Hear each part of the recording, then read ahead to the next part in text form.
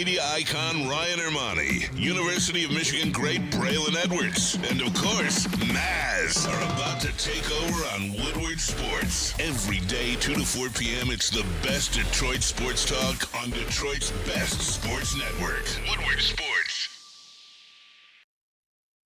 Hey, let's go. Thursday show, November 7th, 2024. Ermanni and Edwards with Maz, Woodward Sports Network, woodwardsports.com. If you're watching on YouTube, go ahead and hit that like button. Hit the subscribe button while you're at it. Braylon Edwards, good afternoon to you, my friend. It is indeed a good afternoon, Ryan Ermanni. I got myself a haircut. It's Haircut Thursdays. Always feel good on Haircut Thursdays. And then I went and got a massage as well at Handstone.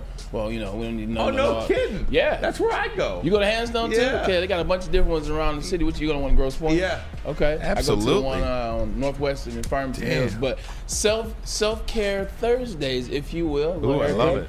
Little massage, I feel good. Tom Mazaway, how you feeling? I'm good. Not as good as you guys. I want to go to this place. Yeah, I'm trying to get some Handstone. self-care. You know what I'm They saying? do a good job. They do a good job. good I mean, job. I like a good massage. They have these hot rocks, and what they do is they infuse the hot rocks with this CBD/THC oil. Oh, I've You had rub that it. before. Oh It's man, good, it's yeah. really good, man. Makes your body real loose. I need more than like Real 50 fluid. minutes, though. I need like 3 hours. I'm on 45. That's what I had today. I'm feeling Sounds nice and relaxed. Hey, Spenny, zoom me out, man. Woo, Zoom I'm you way out. too Oh, close. Let me see. Zoom in. I'm way too close. Let me see what you look like You here. should zoom Braylon out too. He's a little too hot and heavy. Here, Maz, is that how you want to be zoomed out? Keep going. Spitty you to man. Get me right next to Alyssa. There we go. You are funny. You are funny. Rocking and rolling. Spencer Raxter in for the great Pete Spivak Pete, today. get well, man. well, Pete. Take your time doing it though. Pete. Right. Take your time. time. Doing it. No, I'm just No, joking. Pete, Pete. get your ass back here tomorrow, Pete. Pete, we need you. We need you, Pete. Bad. Absolutely. We need you tomorrow, Pete. KG, how you doing? Welcome back, my friend. I've not seen you yet. I knew you were here yesterday. I know you've been here. I have not been here. It was only one day. Nah, he wasn't here. Yeah, it was only one day. But I'm feeling better than I was before. I'm about 80%, almost back to 100, man. Absolutely. So that's all I can ask for. We love that, man. We love that you're back, and yeah, it's a fun week all over the place. I feel like the don't know whether I'm coming or going, but Yeah. Can I say something? Please. All right, Amon, this is a sports show. We like the Detroit sports teams, and you know, one of the particular sports teams that has not been too good over the last 20 years or so. I think slowly but surely, it may be a little too early, a little too prematurely, but are they bringing me back in with the Detroit Pistons? Because when that tip-in happened yesterday, man, I got to tell you, it was eerie, similar situation feeling of when you care about a team. Yeah. I'm telling you, I don't know Ryan for sure. 1 point loss is But tough. it's something there because I was pissed. let me They tell should've you. won. Last night after when I'm invested a little. I'm glad you started there. Boom. Because I have been trying. Yesterday was one of those days. I just didn't want to watch the television. I didn't want to watch anything. I didn't want to watch news. I'm over everything. So what are you going to do You're gassed. to distract? I am gassed. you're I'm gassed. mentally gassed. Yeah. It's a lot. And a lot of people are. So what are you going to do with yourself to kind of try to stay sane? I watched Jerry Maguire last night. Did you watch Jerry Maguire? Well, I watched the Come on. Detroit Show me the Pistons, money. and I'm not sure that's a good Come on. idea to stay sane. But I watched a lot of that Pistons game. More Pistons basketball than I watched in, I don't even know, man. I watched the game last night for a good chunk of it. And they get a steal. The rookie, Ron Holland, Yeah. gets a steal Big play. and a lay-in to take the lead. And you're like, oh, my gosh. In what 95% of NBA teams would commit the foul. You're down one. Yeah. They've got the other team has the ball. Yeah. You're gonna foul, play a free throw game, and go. No, Ron Holland plays defense, gets a steal in the lay-in, and they take the lead. So Charlotte has the ball. 6 seconds to go. Guy for them, I think it was Grant Williams. Yeah, it gets a was. wide open look, misses it. You're like, yes. It's typical And for Grant. then you see Brandon Miller comes and nowhere. flies in out of nowhere. I didn't even see him. Dang. And flies Neither did in they. out of nowhere, uncontested, for literally a tip-in, and made that tip-in with maybe 0.2 left on the clock. I mean, I know the clock was That's an expired eternity in the when the NBA. ball went in, but it was that close to a win. And I did not realize this, but last night's significance, They had not won 3 games in a row since 2022. Yeah, I can see that. How about Cade? Triple-double, Yeah. 20, 10, and 10. Second So one in a row. I'm glad you guys said that. I have novice basketball eyes, but I can see a little bit, KG. I think I'm okay in observing what I see.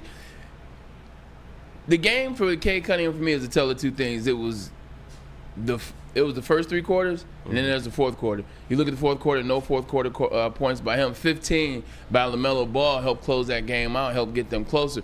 But it just seems like he's having to do everything. There's 2 games in a row, you said, with triple-doubles. It's back-to-back triple-doubles. It seems like he's having to shoot, he's having to distribute, he's having to get everybody involved. This is what happened last year, and he wears himself out. You get to the fourth quarter, Cade Cunningham is gassed. They got to find a way to help him out during those games because he's expending all his injury. Look, he's going to be a max player, so he has to do that. But you got to give him some help as well because it's not going to last for 82 games. No doubt about it. But, much like Dan Campbell came into the Detroit Lions and kind of changed the culture, I do feel like that same feeling. I'm starting to get that same feeling with JB Bickerstaff. Yeah. I know it's really early. I know they've played 9 games. And I know 4 and 5 would feel a lot different than 3 and 6. Mm-hmm. But I do feel the way JB Bickerstaff coaches, and I was watching him and his body language a little bit. I was watching the players and their reactions to him, how hard they're playing on a random Wednesday night in November. Yeah. And it just felt like okay, I see it. I see some growth here with this organization. I can start into now. Look, I still don't think they're a top 10 team in the Eastern Conference, let alone top team in the NFL. But neither were the Detroit Lions when Dan Campbell came in for his first year. But I can start to see some pieces. I can start to see some elements of life and some elements that really will help this organization move forward. I feel like they got it right, specifically with JB Bickerstaff. I really don't know a lot about Trajan Langton. I really don't, but I feel good about it. When I came in on Monday, I told you I had ran into Jared Jack, who now is the coaching staff. JB Bickerstaff brought him in from Cleveland. He's on the team. And we were sitting down having a meal, and he was explaining, why it's starting to work, why it's starting to click with the players. And he says it's how coach breaks it down. It's how we break it down. We don't just tell you a thing or where to be. We tell you why you got to be in that spot. Why, what's the flip side if you're not in that spot, how that spot operates. And then also, it's people understanding their roles. Everybody comes into this league and wants to be the superstar. Everybody comes into this league, they want to average 29, they want to average all the points, they want to be the guy, but it just doesn't work like that. And I think some coaches, and that's what JB Bickerstaff is, and that's why he's working well with the younger players, he's able to help them understand, you can get your shine off, but you may not be Cade Cunningham. You may not be Jaden Ivey. Your role might be to be in the corner when we ask you, but you get 8 minutes a night. When you're in that corner, hit that shot, knock that down, and then a little bit more. But defense is the basis of that. He's helping these players understand that it's a role that you have to play. I'm happy for them. Mm-hmm. I'm not paying attention yet, but I did. I understand that. I watch the videos. I keep everything on on Twitter. And as I'm watching Jerry Maguire, I'm on my phone, and I am watching the scores, and I'm seeing what they're doing, and I'm watching Sports Center a little bit, not a lot anymore, unless it's SVP. Even him, I'm getting tired of. The whole ESPN universe, I'm tired of. But it's running this course, isn't it, man? Yeah, that's done. There's only so many new people you could hire, and people that I don't care about that they just don't do it for me. And everything is just the same. It's like vanilla. It's like they just roll out just vanilla. I don't like vanilla ice cream because it's just vanilla. Give me something. I think when Stuart Scott left, I think that's when it started to go downhill for me. Stuart Scott. These guys, Dan Patrick, Rich Eisen, they all went on to bigger and better things, doing their own thing. But this is not the same anymore. But like I said, NBA to me, way too early to even care about it. NHL, way too early to care about it. Red Wings won last night, 4-1.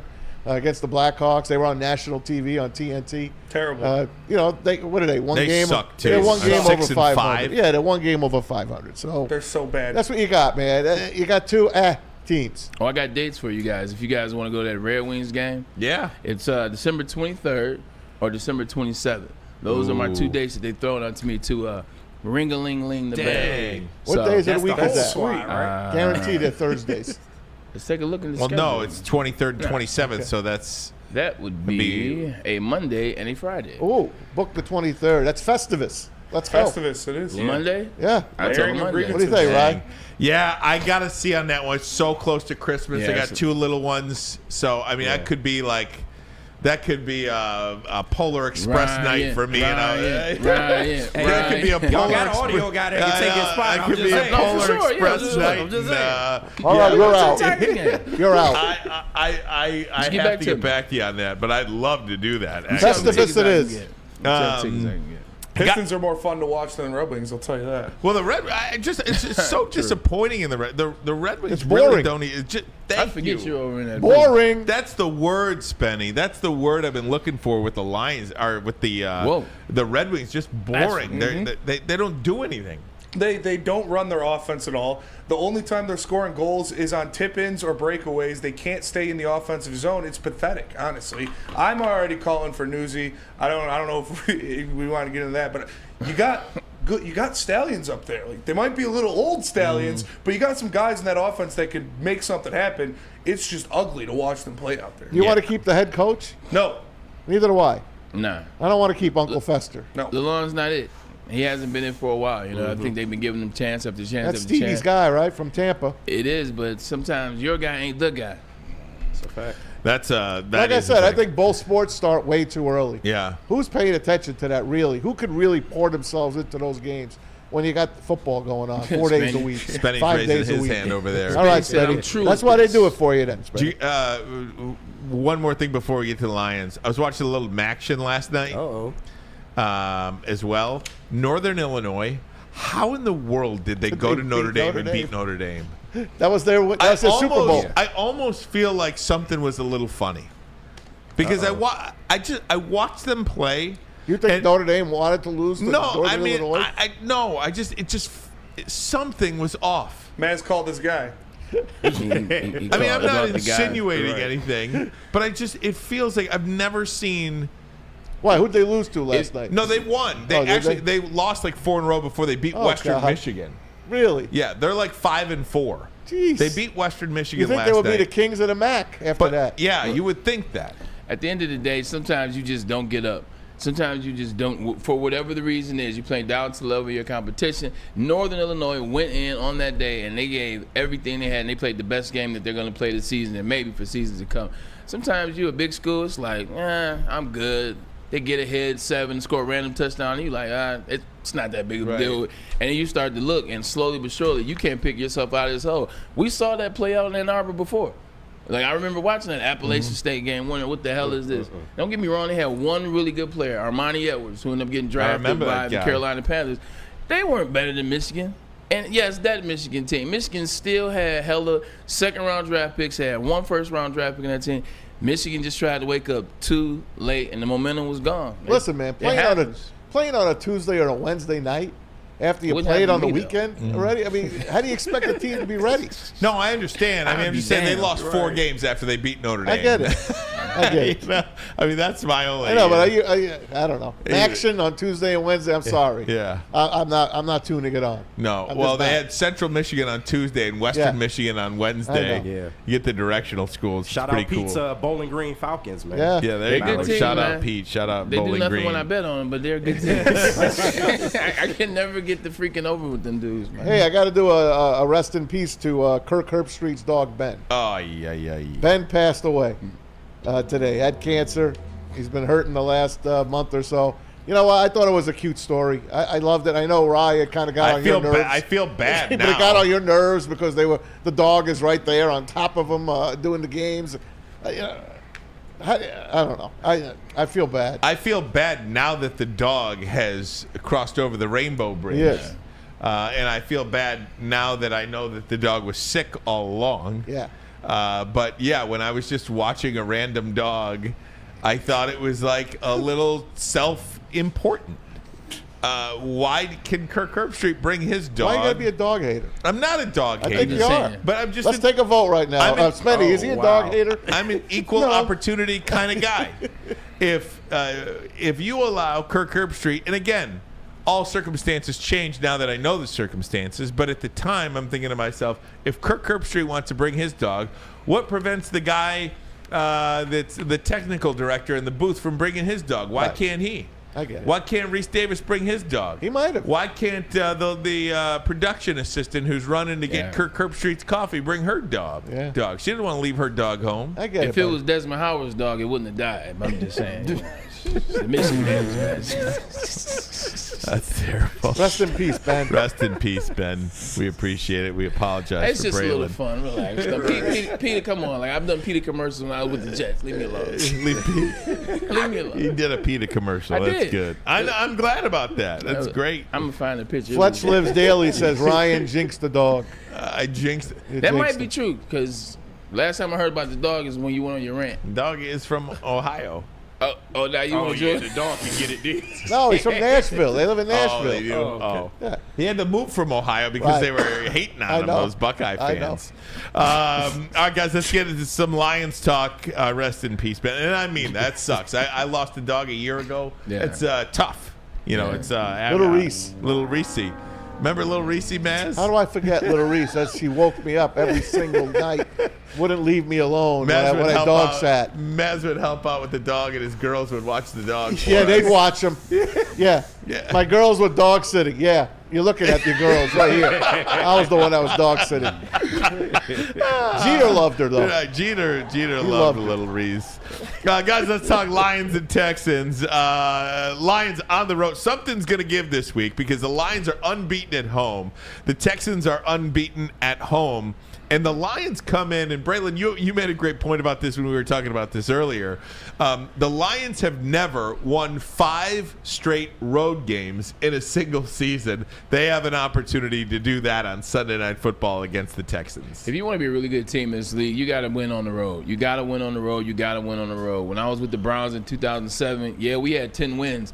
Ryan, only 3 of those came on the road. We just could not get it done when the moment was brightest, and I think that's what the Detroit Lions are. They have a way of taking the crowd out of the game. I'm going to say it over and over and over again. They took Arizona out. They took Dallas out. They took Green Bay out. When you take the crowd out, the crowd is the best element for the home team. It's still what I have. You know, Ford Field. Look at how loud Ford Field got in the playoffs last year. But when you take the crowd out, now the team doesn't feed off that. The team starts to play backwards, and you capitalize on that, and you start to hear those Lions chants. So taking the crowd out is important, especially as well as these fans travel for these Detroit Lions. That crowd is everything. It's going to be a fun game. I don't see a team in the NFL that could stick with the Lions. I do think if I had my choice, I had to pick a loss, I would pick this game as a loss, only because of Houston coming out in their brand new red uniforms with their beautiful red helmets. Sunday night game. Lions just beat the Packers. It's kind of like it's an AFC team. If I had to pick a game to lose, just get it over with. If I had to have a get it over with loss, I'll accept a loss here at Houston. I will. Then you come home for Jacksonville, you bury them. No Trevor Lawrence again. They're finished, and you move on. Yeah, I do like the Lions' chances this week, and one of the reasons why I like the Lions this week and every other week and why they win on the road, you know what travels? Your lines. The offensive line travels, the run game travels. Your defensive line, your defense travels. But this team is so good up front. And I think they can control games, whether it's at home or on the road. This is how they control the game. This is how they win these games on the road. This is how they take crowds out of it on the road and get their road crowd into it. It's by running the football. It's by Sonic and Knuckles. It's by dominating up front.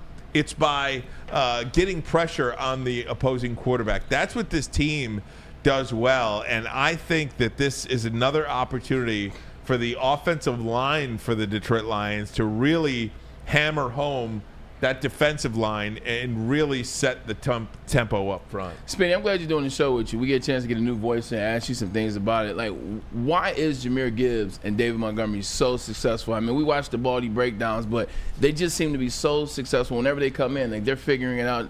Jahmyr Gibbs, he's taking the next step to me. I thought Jahmyr Gibbs was going to be that complimentary back in his role with the Lions. He's RB1. What makes it work? I think it is the Sonic and Knuckles vibe, but it's not how people think of it. Like, oh, Monty's the heavy runner, Jahmyr Gibbs is the quick back. I look at it as how they attack a single tackler in the hole, because the offensive line is so good that they put so many heads on bodies. You got one guy in the hole to stop Jahmyr Gibbs or David Montgomery. David Montgomery, he's Knuckles. He'll run over that one guy.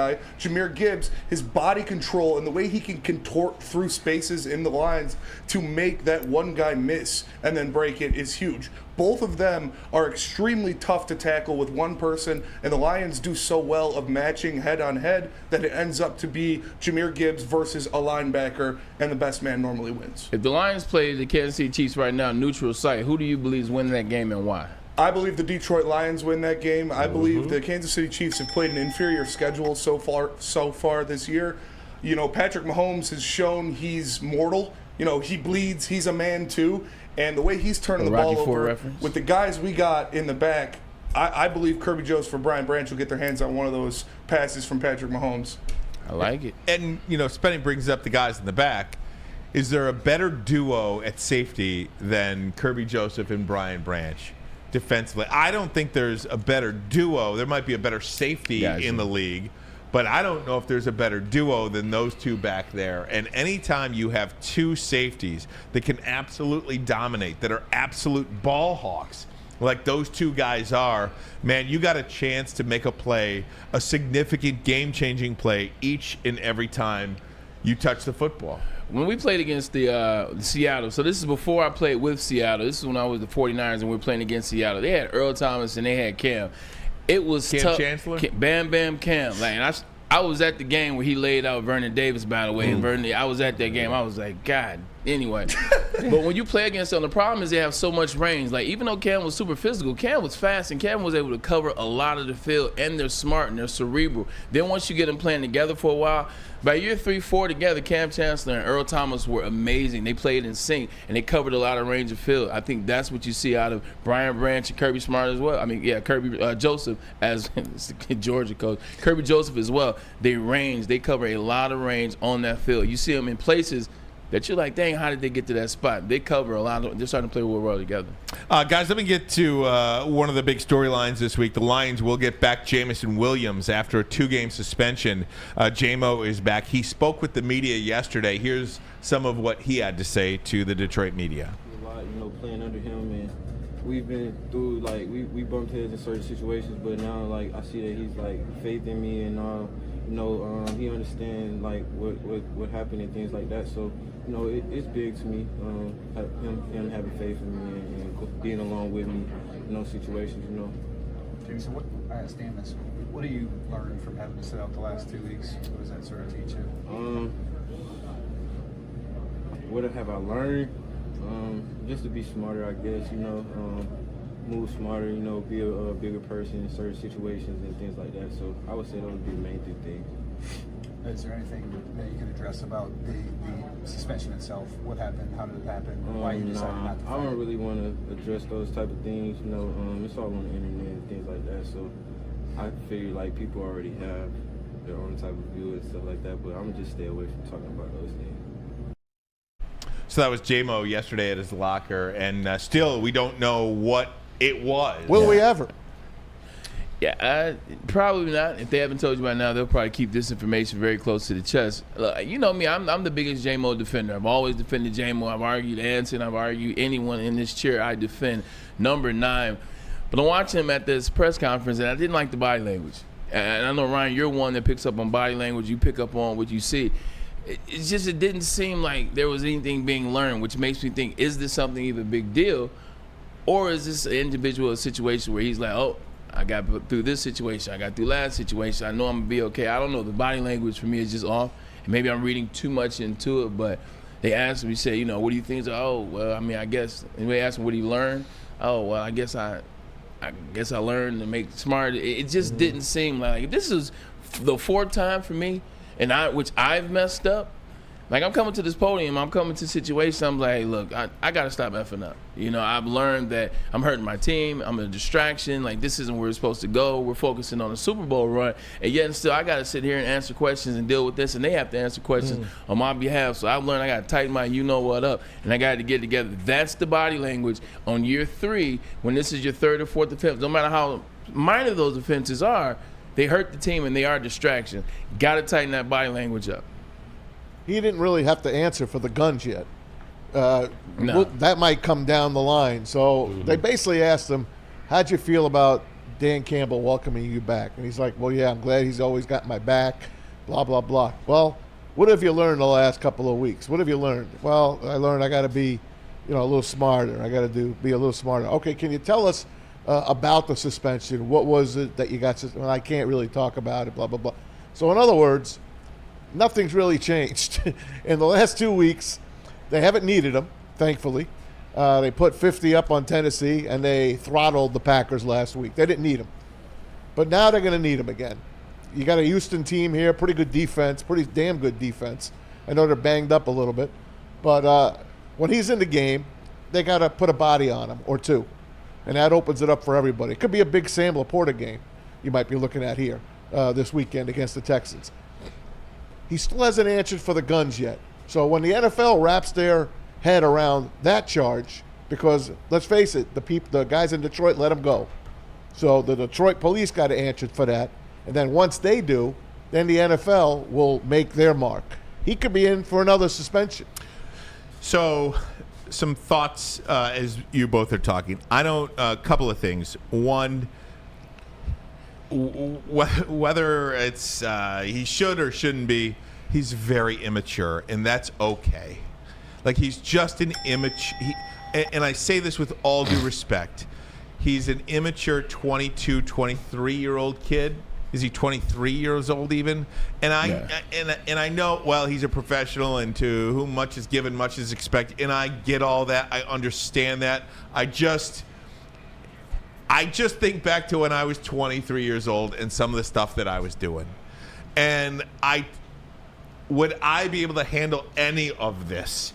Is anybody really able to handle any of this? And I give them a little bit of grace when it comes to that. The older I get, the more grace I give players like this. That, by the way, who turned out to be good players. Now, if he's not a good player, maybe you're not as graceful to an immature player. But I take my cues a lot from Dan Campbell too, and the way Dan Campbell had his back and said, "This is a kid who is worth fighting for. This is a kid worth hanging on to." That leads me to believe that I'll take my cues from somebody who knows this young man. I don't know him I guess, aside from anything and everything we see on the field and in the media. Yeah. And this is a guy who's around him every day, who probably knows every aspect of his life more than anybody. And he says this kid is worth somebody sticking with and somebody sticking by. And I appreciate that take on it. And I do think there is room to grow as a 23-year-old. There is room, and I'm gonna take that kind of tact. I think that for the guns, last thing I'll say about this, Braylon. Yeah. As far as the gun charge, I don't know if he'll. There is no charge. I don't know if he'll ever have to answer for it. Well, that's because he did not get arrested. If anybody has to answer for it, it's the Detroit police. And in their defense as well, every police officer should be able to have the latitude to have discretion on each stop. Agreed. Individually, There you go. in individual situation, the police officer should have the latitude to use his or her discretion on what should transpire from the moment of a traffic stop and beyond. Look, we forgive J-Mo. Like I said, I support J-Mo. Like I said, I want J-Mo to get better. Right? He is immature. The problem with that is he's got to start earning it. He's got to start owning up to it. Like, yes, this is year 3. How many situations? Every time you go through something, Ryan, it's when you turn the corner. Every time you learn, you repent. All right, cool. This happened. Why did I do this? What happened? What do I need to do? All right, bet. Now I come back. Now I'm at base. Something else happens. Now I got to go through the process again. At some point, these instances, they mature you. They help you mature. This is 3 years in, 4 instances. I got to see him get better. I got to see him understand more. I'm definitely rocking with Dan Campbell, and I'm definitely rocking with J-Mo. We've been here this long. But I need him to know that this is a business, and you need to tighten it up. There's been a couple too many incidents, and you need to tighten it up. But that's the point right there, too. I don't know if either of these instances, if individual instances, none of them feel like a big deal. But because they're all little things added together, it feels like a big deal. Guys, we're going to take a break. When we come back, we'll go down to Houston, join Texans beat writer for ESPN, DJ Bieneme, and we'll talk to him about the Lions and Texans this week. Houston unbeaten at home. But first, a message from Les Stanford Chevrolet Cadillac Buick GMC. Let me tell you, if you're looking for a new car, pre-owned car, or you are looking for some service ahead of the winter months, look no further than Les Stanford. They added dealerships, the Buick GMC dealerships, in Ferndale on Woodward Avenue, just south of 9 Mile. And if you're looking for a Chevy or a Cadillac, Les Stanford in Dearborn, where they have been on Michigan Avenue for over 55 years. You can find the brand you want under one umbrella. All GM brands under one umbrella. LesStanford.com, LesStanford.com. Together, let's drive. What about Dr. Pierce? We got him, buddy. Dr. Pierce will be here today. You know him, Dr. Jeff S. Pierce from Michigan Sports and Spine. Check him out every Tuesday on Big D Energy. He's with us on Thursday. He is our injury expert. Gets you healthy, keeps you on the field, and make sure you check him out. Trust the guy that D-Mac and Braylon trust. He's got it all. He's got that secret sauce for you to keep you on the field and keep you feeling great. MichiganSportsandSpine.com. It's Dr. Jeff Pierce. It's the New Holland Brewing Company Lions pregame watch party. Every Lions home game live from Second Best Bar, Detroit. Enjoy the pregame hype with a live broadcast every week with Woodward sports personalities like Neil Rule, Sean Belegian, and the Heavyweights.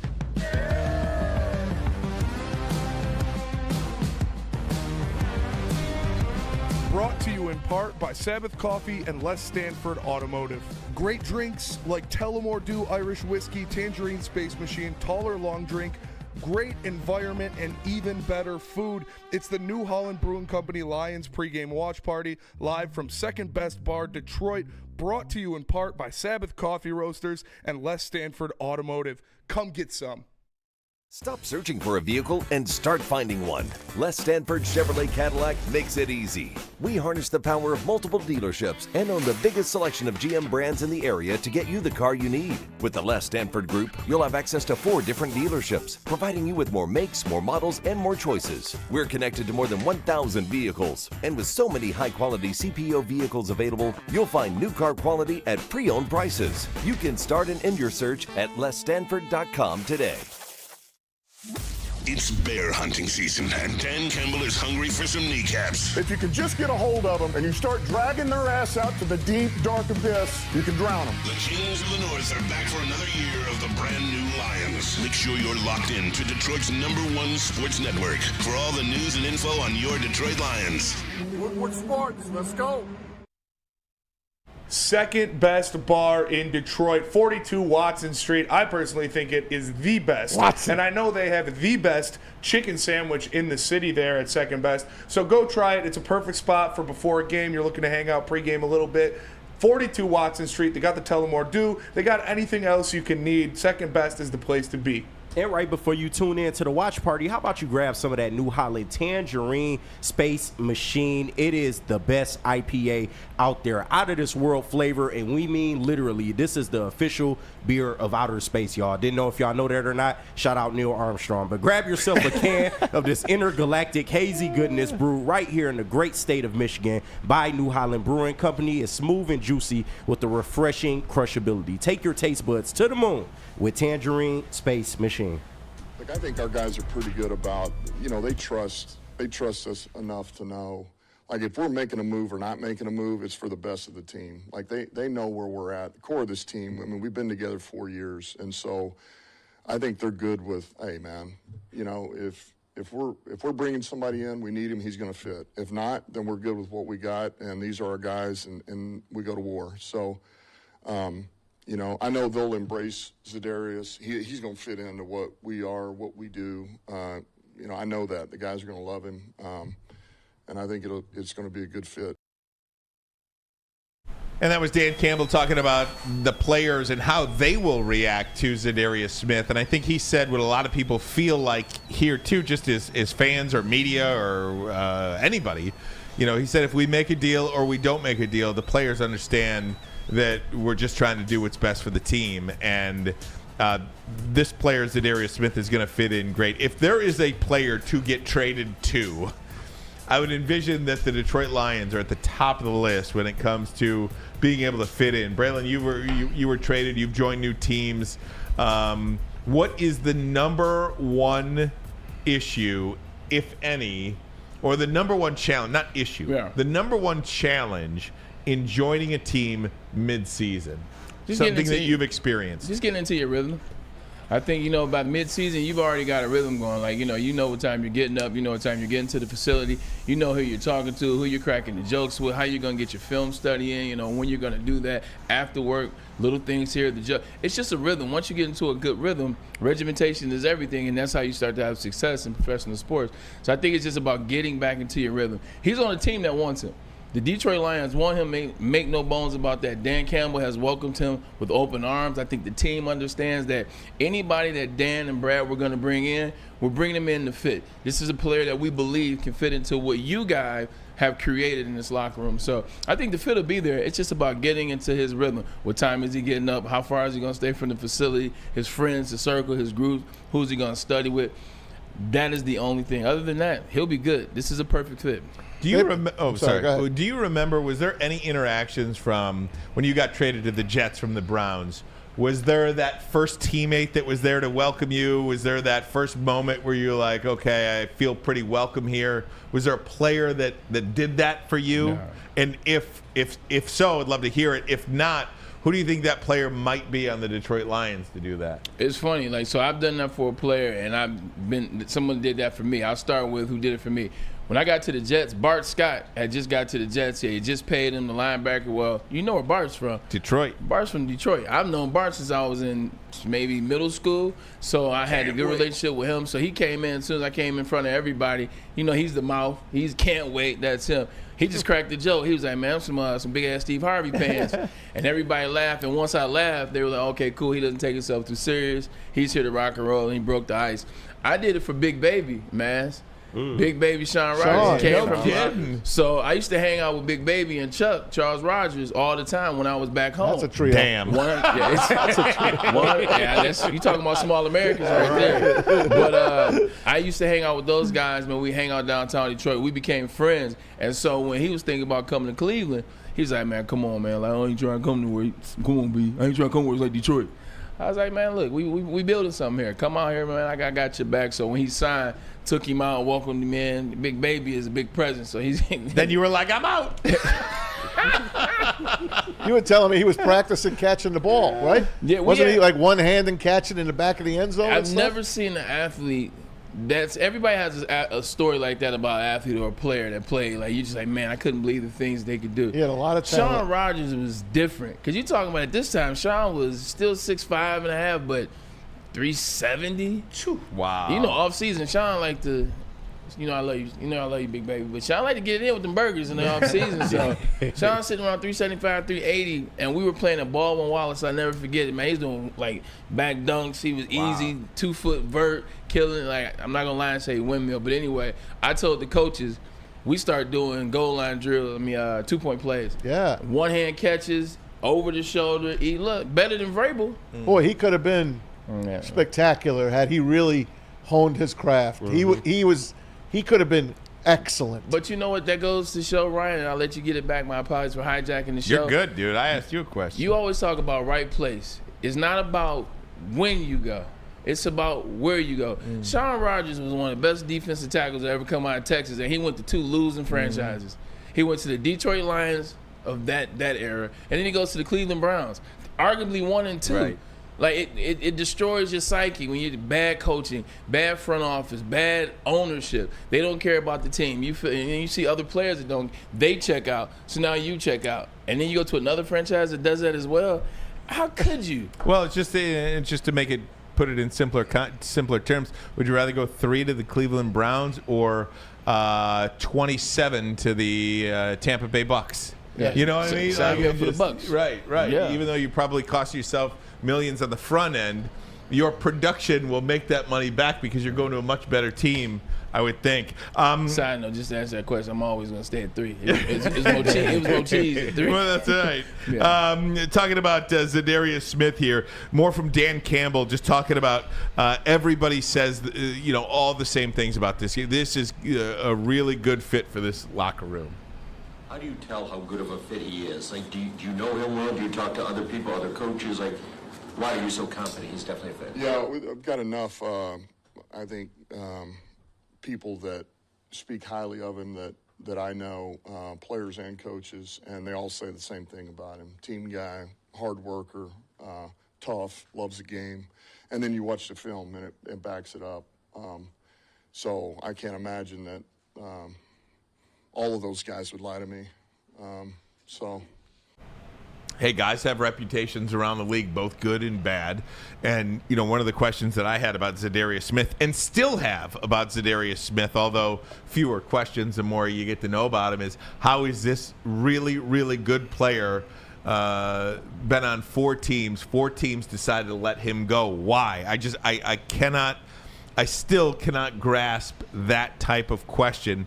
Za'Darius Smith, 32 years old, about to play for his 5th team in the NFL. That to me is mind-boggling with a really, really good player. Remember what I told you guys earlier in the week? His numbers, in case he doesn't fit in. Next year, they could let him go with 0 cap problems. If they sign him, he'd only count against $5.4 million against their cap. So to get this, if this guy comes in, buys into this team, and you can use him in spot duty here and there, and once Aiden Hutchinson comes back, he might just be reborn again, and he might stay here for the rest of his career and get a new contract as well. Yeah, no, I stick with the money thing. I stick with the guys that he played with, the guys that were going to be the next guy to get paid. Rashawn Gary, Danielle Hunter, Judon, and then obviously Myles Garrett. Yeah. Got the bouquet. So I just stick with that deal. This is a guy that can play this game. He's showing you at every stop. He's showing you at every system. And also, too, nothing but love coming in from his teammates. So I just think it's a money thing. Hey, I think teams, when you're a good player, they offer you the options. Hey, look, man, we're going to put a lot of this money over here. Like, so if you want to go somewhere else, if you want to get a bag somewhere else, we'll help you get to that destination. But we're going to give Rashawn Gary the bag. Hey, Danielle Hunter will be up next for us. So I think it got to do something with money. I think that's the biggest thing, is the driving force. Jameson Williams is familiar with Za'Darius Smith. Here's what J-Mo had to say about Za'Darius. When the organization goes out and gets a defensive end like that, what does it say to you guys? I think we just turned the defense up a whole nother level. Because, you see how the defense playing. I think we got the top defense in the league as far as creating turnovers. And somebody on the defensive line who can help create more turnovers, more pressures, more sacks.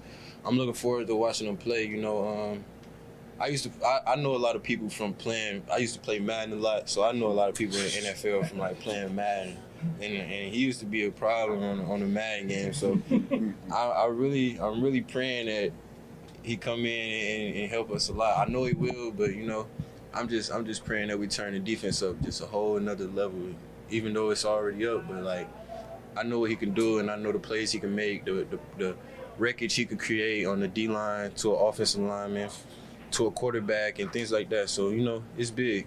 See, that's the culture I come from, and that's what I love. Like, when people come up to me and they say, "Oh man, you're a dog in the league," I'm like, "Oh man, I appreciate that. That's love." When cats come up to you, it's like, "Yo, I always use you in Madden." Like, that's when you get excited. "Oh man, you used to rock with me on Madden." Because if somebody rocks with you on Madden, that means they chose to play with you, or they know about you. So yeah, that's that old culture, man. It's like being in a Lil Wayne song. Like, you made it if you get Lil Wayne shout you out. So. I love it.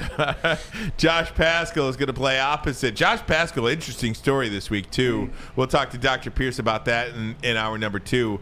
But he had some things going on with his shoulder that was more than just injury related, but he's fine now, and he's expected to suit up this week, and he's going to be happy that Za'Darius Smith is going to be on the other side of him. Yeah, he's a great player, Kentucky dude too, so good to have another Kentucky guy on him. He actually played with my brother back in college, so I know him a little bit from the past, so I'm excited to have him here. What do you think he add to the just not only as a pass rusher, but just an all-around player. He's a great player. A veteran, of course, been in the league for a while, has a lot of knowledge, and he'll be able to help us out a lot. So Josh Paschal talking about another Kentucky guy, Za'Darius Smith. I had no idea he went to Kentucky. I didn't either. Yeah. You know, the guy's been in the league for so long. When you go to Say so long. well, he's 32 years old. Right. You know, I mean, when you Kentucky's just not a hotbed. no, It's just not a hotbed. no, it's What? not. You don't know about Jared Lorenzen? Yeah. You never heard The of round mound? Tim Couch? Didn't he Yeah, of pass? course. Yeah, Jared Lorenzen Damn. did. He got a Super Bowl. He won in Rest New in peace. Yeah, 100%. He Absolutely. won in New York. Dang, but yeah, it's gonna be a great addition. It's gonna be a great addition, Za'Darius Smith and Paschal coming back. I think you can't I underscore love that. He's been coming into his own this year. He had apparently, I don't know, did you guys talk about this It's story? a non-cancerous mass on his shoulder. Yeah, and he That's had it's something that he dealt with in college at Kentucky, and there was a mass on his shoulder that they were a little concerned about, or at the very least wanted to have tested, and they did, and everything's all right, thankfully. But he had to rebuild up the strength. They had to go in and take it off. Absolutely, they had to rebuild some of the strength in the shoulder for him to play in the NFL. So that's kind of where he's been. So it's not like he has been hurt or injured or re-injured, and where a guy gets wears this tag of injury prone or anything like that. This is something much different. And he had cancer in college. Yeah. And, you know, he probably was going through a lot when he sees, oh, my God, I got a mass on my shoulder. What's the first thing you think of? I got cancer again. Right. I mean, it's torture. Yeah. It's stress. And thank God for him and his family that he's okay. No doubt about it.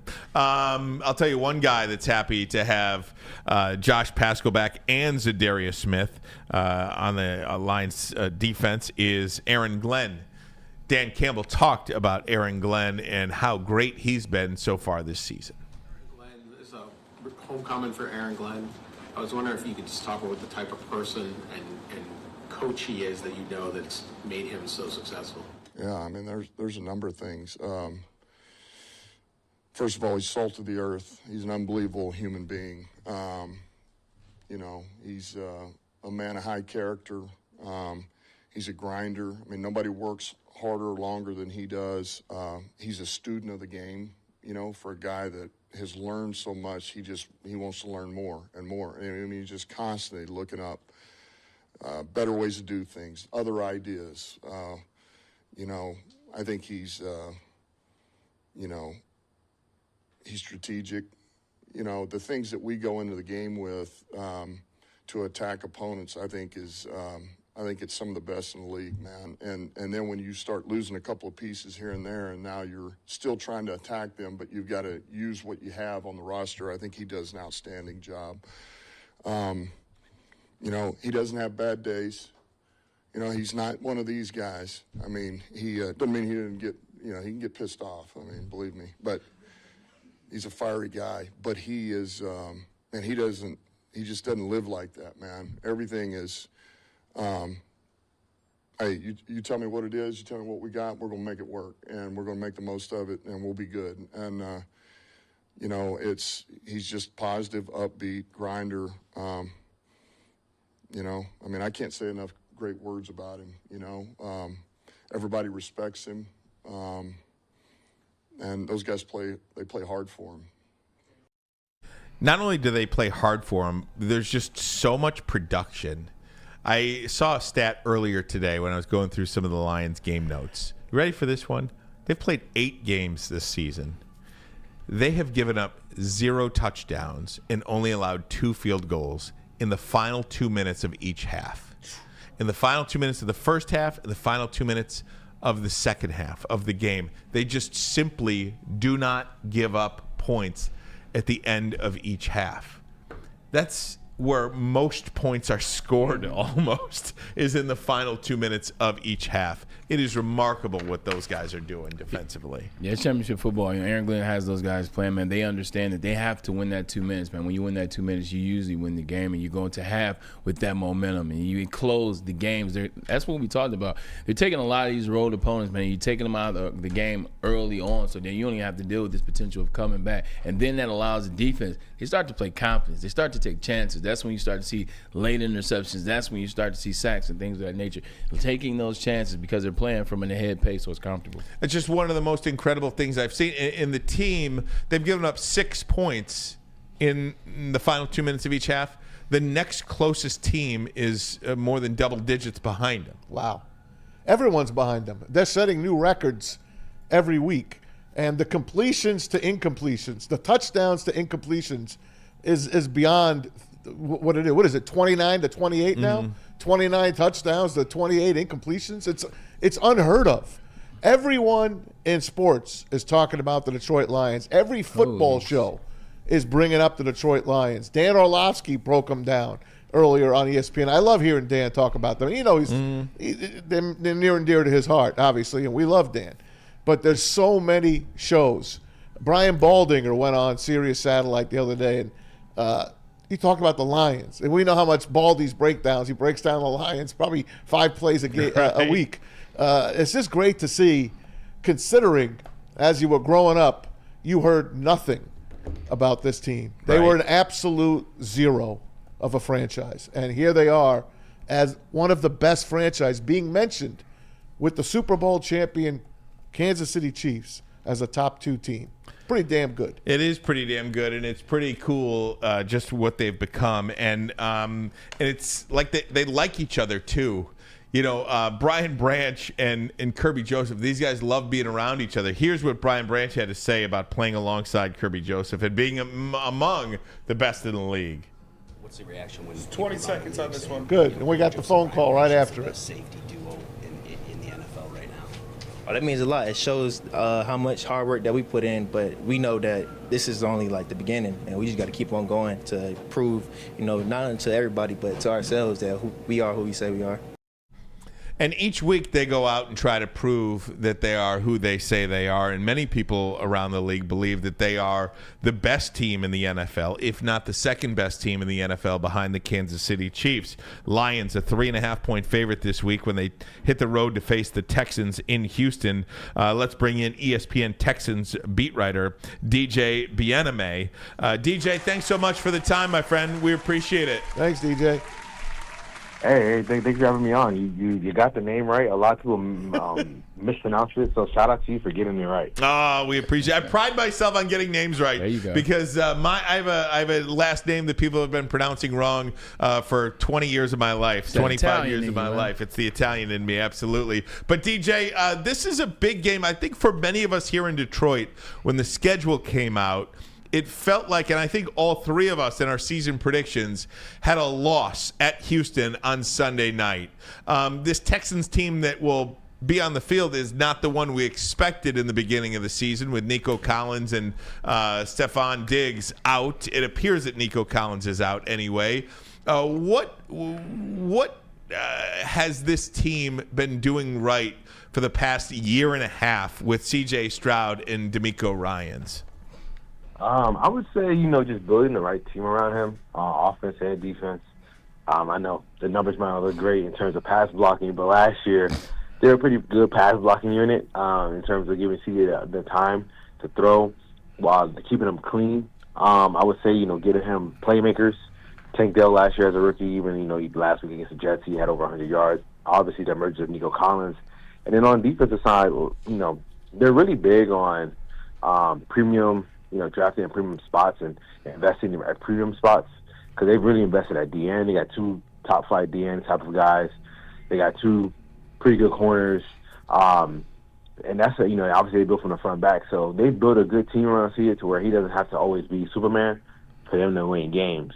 And this year, them adding Joe Mixon has just allowed them to, when they go through their occasional times where their pass offense isn't clicking, they can rely on Joe to be able to carry the offense while they're still trying to figure it out. Yeah, DJ, Braylon Edwards here, man. Appreciate you coming on the show. You talked about Joe Mixon and the addition of him. Take me on the defensive side of the ball and the addition of Danielle Hunter. How has it allowed Will Anderson Jr. kind of to spread his wings? Now you have 2 formidable pass rushers on each side. It has to be helping him. Absolutely, yeah. No, Will's been at Danielle's hip the entire offseason. I remember one time, the entire season, I remember back in the offseason, Will mentioned how they should do this one thing before practice where it would kind of be like hand fighting, and he learned just so Will could learn how to use his hands better at the top of his rush or when he's engaging in a rush. And he was mentioning how like Daniil's hands felt like bricks, how like every time he grabbed his wrist, he thought he would break his wrist. So that's been very helpful. Obviously, Daniil, according to Next Gen Stats, leads the NFL in NFL pressures on quarterbacks. So that's allowed Will to not have – you can't like solely focus on him, you know? Like you have to give attention to him and Daniil. So he's been able to – make plays off of that. Obviously, he had 7.5 sacks going into the game against the Jets. But obviously, he hurt his ankle. It doesn't look like he's going to play this week. But just having, Will, that allows D'Amico to allow his scheme to be the best version of itself. Because, as smart as D'Amico is, his scheme is very, very player-based where he needs dudes for it to be effective. And that's just kind of how the scheme is built around because he wants the guys to play fast. And if you got talented guys playing fast, you can have a very dynamic defense. Played against D'Amico my rookie year. I want to say it was around game 9 or 10, and I caught a slant route. He came right up under my chin. I was like, I ain't messing with that Alabama kid again. Take me on the offensive side of the ball, if you will, DJ. Let's talk about C.J. Stroud. This is year 2, coming off a remarkable rookie campaign. But because of injury, he hasn't necessarily looked himself. Not injuries to his wide receivers. He hasn't been able to look himself. Yep. But where have you seen his growth or his change in the right direction in year 2 as a quarterback? I would say, it's very clear he's way more equipped at handling chaos around him. Yes, the past couple of weeks, it hasn't been as ideal, and that's okay, right? Yeah. He's only in year 2, 23 and he's years old. missing Stephon Diggs as well as Nico Collins. Yeah, Nico Collins. Yeah, exactly.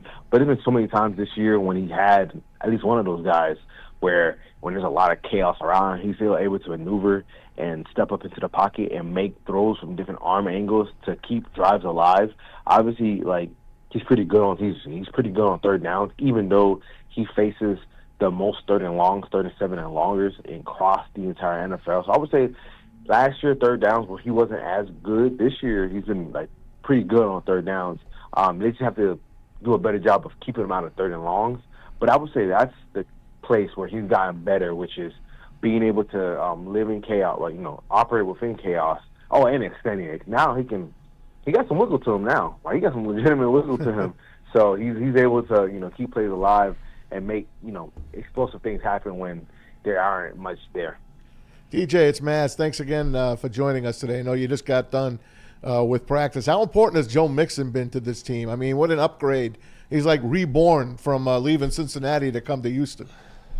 Man, I think Joe Mixon, he was probably the most underrated addition in the offseason for the Texans. When the Texans made all their moves, people were talking about, adding Nico, well, not Nico, but adding Diggs and bringing back Schultz and getting Daniil and getting Nico and Aziz. And Joe Mixon kind of flew under the radar a little bit, but he's been the best addition, in my opinion, across the board easily, because there's been times, again, where the offense has struggled. The Green Bay Packer game was close, even with Seager throwing for under 100 yards, because you had Joe Mixon carrying the offense, and same against the Jets, right?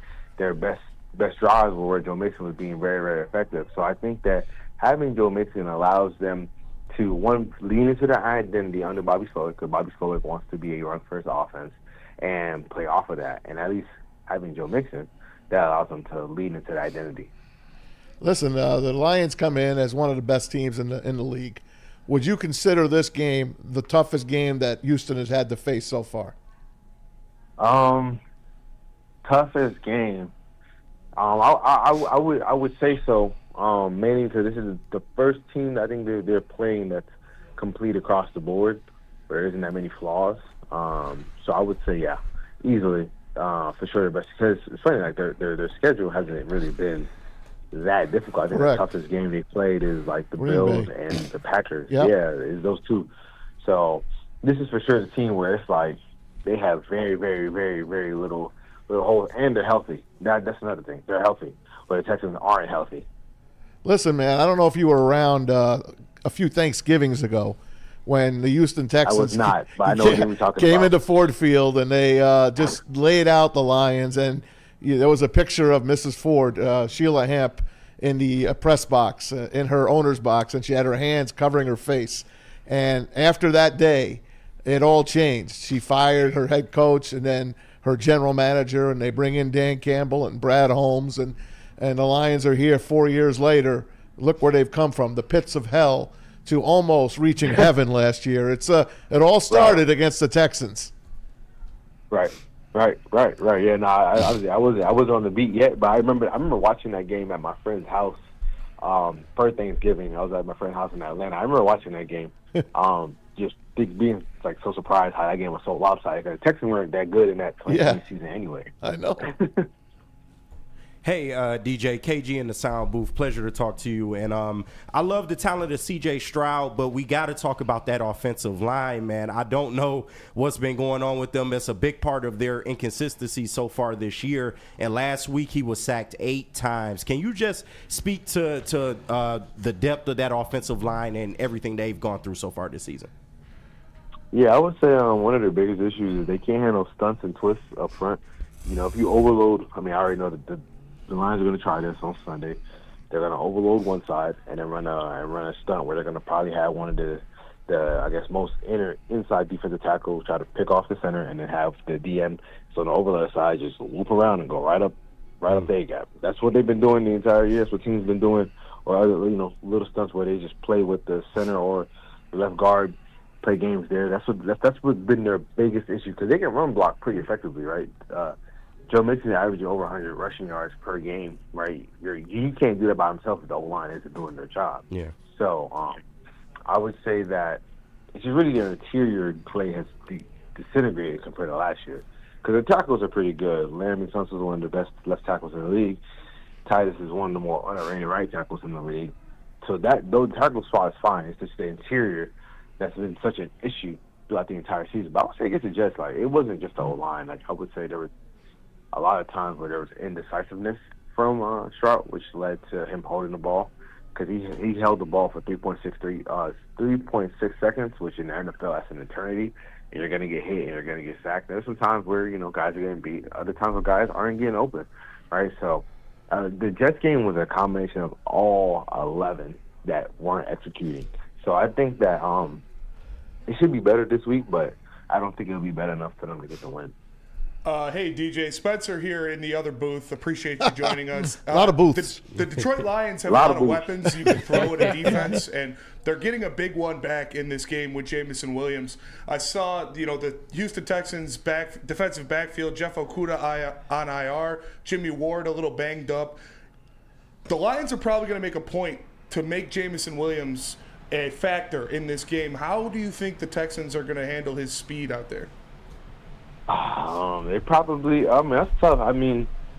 Cause the issue is for me is there's been a lot of plays this year where their safeties have got caught flat-footed. So I could for sure see a scenario where they try to run a play action and get J-Mo master one of the safeties on a deep post and just try to run to the heavens. And I think that I think there's gonna be a few shots, because again, like, on film, it's been very clear that that's where the big voids are. Teams have tried to attack that. They've just missed on a few of those, which is, it is what it is there. But I wouldn't be surprised to see J-Mo being used on a play-action pass deep down the seam, deep down the deep post, trying to get behind the safety. So, again, Anthony Richardson's best game this year came against the Texans when he hit on, like, 3 passes that were putting the safeties in conflict, but it was like a deep post, or there's like, a clear out route with a deep dig behind it. Like, it's, that's what teams want to attack. And I'm not going to be shocked to see Ben Johnson attack that area of the field against the Texans. Talking to DJ Bieneme, ESPN Texans beat reporter. One of the things we talk about here a lot is culture with Dan Campbell. Once Dan Campbell came in, everything changed. Brad Holmes, the general manager, everything changed. You get your quarterback right, everything changed. Feel like Houston kind of mirrors that kind of success that the Detroit Lions had with the head coach DeMeco Ryans, with the quarterback C.J. Stroud. It just feels like DeMeco Ryans has completely changed the culture there in Houston. Can you just talk about what he has been doing so right? And it's so unusual, maybe not so unusual, but it feels unusual that you have a defensive head coach and a first round selection, second pick overall in a quarterback, and that relationship works. It's usually, an offensive coach with an offensive with an offensive court, but this defensive coach with this number 2 overall pick, what is their relationship and why is it working so well? I would say, there's a mutual level of respect. I think also that, CJ, I don't want to say he can handle tough coaching. I don't necessarily think D'Amico coaches toughly. Like, obviously he has a tough team, but he coaches with a lot of positivity, and that's his biggest thing. Like, obviously he'll call guys out, he'll challenge guys, but he's big on positivity and energy, because he feels like if you're just dog cussing guys out, you're not going to get the best out of them. And obviously there's been guys that, haven't really developed under him, but there's been plenty of guys that have, like, you got CJ, obviously, right? You got some of the linebackers like Henry Totola. He's been way better in year 2 than he was in year 1. Christian Harris at the end of the season, last year was able to catch a pick 6 against the Browns. Like, Will Anderson developed under him. Tank, Nico, and a lot of guys, they speak a lot to his positivity, his positive energy, while making sure when he coaches guys, he tries to help them improve a little, just by a little bit, instead of like, oh, I'm going to give you like these 10 things to improve on and hope that you get better. He's more like, let's focus on the things that I know you can fix right now, and then once you fix those things, you move on to the other things. So he's very strategic in his development plan, and is very he's big on positivity. I feel that's how you get the best out of your players. Fantastic stuff, DJ. We really appreciate it. I know you're busy today, and we appreciate your time here in Detroit. Thanks so much, my friend. No problem. Hope to see you guys on Sunday. Take care, DJ. Hey, maybe we'll see you in the Super Bowl. How about that? Yeah. Not with this team. We love the honesty. Thanks, DJ. Appreciate it, my friend. All the best. DJ Bieneme, ESPN Texans beat reporter. We went over through the first part of the second hour, guys. So I'm going to take a break there. I'm going to take a break. When we come back, we're going to go around the NFL. We're going to check in with the game tonight. We are also going to do our pick segment today as well. We're not going to do the pick segment tomorrow. I'm in the lead, by the way. Just letting you know. We're going to do the pick segment today. We've got Dr. Pierce today. So a jam-packed hour number 2, which starts after this. But first, a message from KDK Law. They've got your back. Dealing with divorce, child custody, visitation, or other family law issues, Kevin and Catherine at KDK Law in Birmingham will have your back.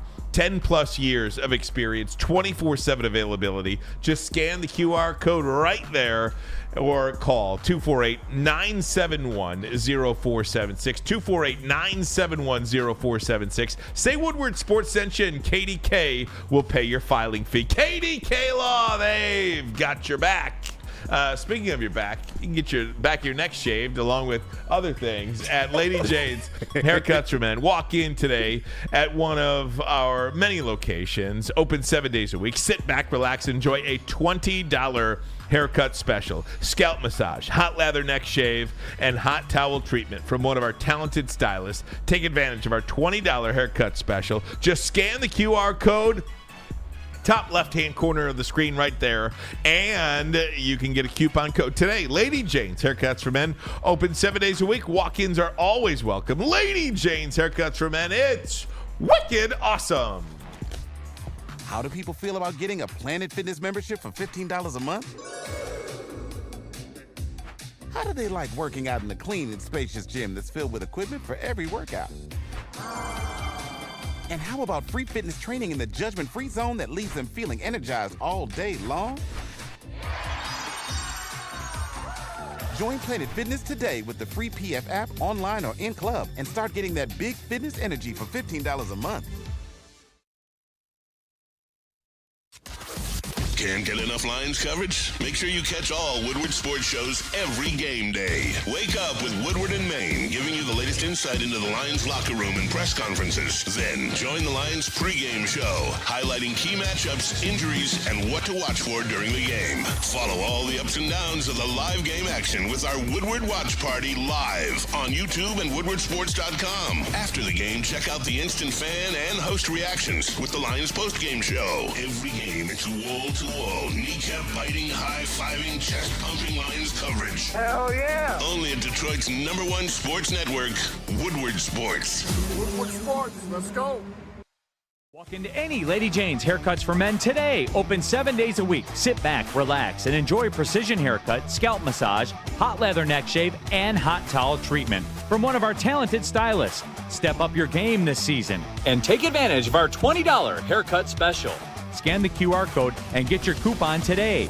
Lady Jane's Haircuts for Men, the ultimate haircut experience. Open 7 days a week. Walk-ins always welcome. Lady Jane's Haircuts for Men. It's wicked awesome. How do people feel about getting a Planet Fitness membership for $15 a month? How do they like working out in a clean and spacious gym that's filled with equipment for every workout? And how about free fitness training in the judgment-free zone that leaves them feeling energized all day long? Join Planet Fitness today with the free PF app, online or in club, and start getting that big fitness energy for $15 a month. It's bear hunting season, and Dan Campbell is hungry for some kneecaps. If you can just get a hold of them and you start dragging their ass out to the deep, dark abyss, you can drown them. The Kings of the North are back for another year of the brand new Lions. Make sure you're locked in to Detroit's #1 sports network for all the news and info on your Detroit Lions. Woodward Sports, let's go.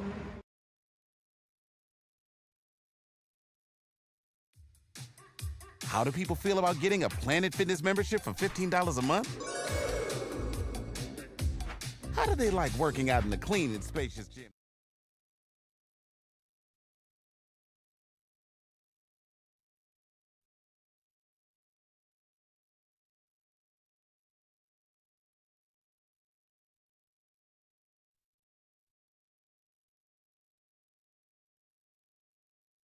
$290-8242.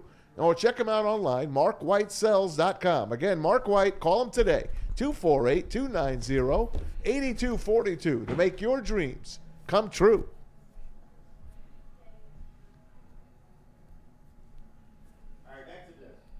And here we are, Woodward Sports. Ryan Ermanni, Braylon Edwards, Tom Mazaway, and KG is with us. Doing double duty. Absolutely. KG is doing double duty. Spenny has to get ready for his show.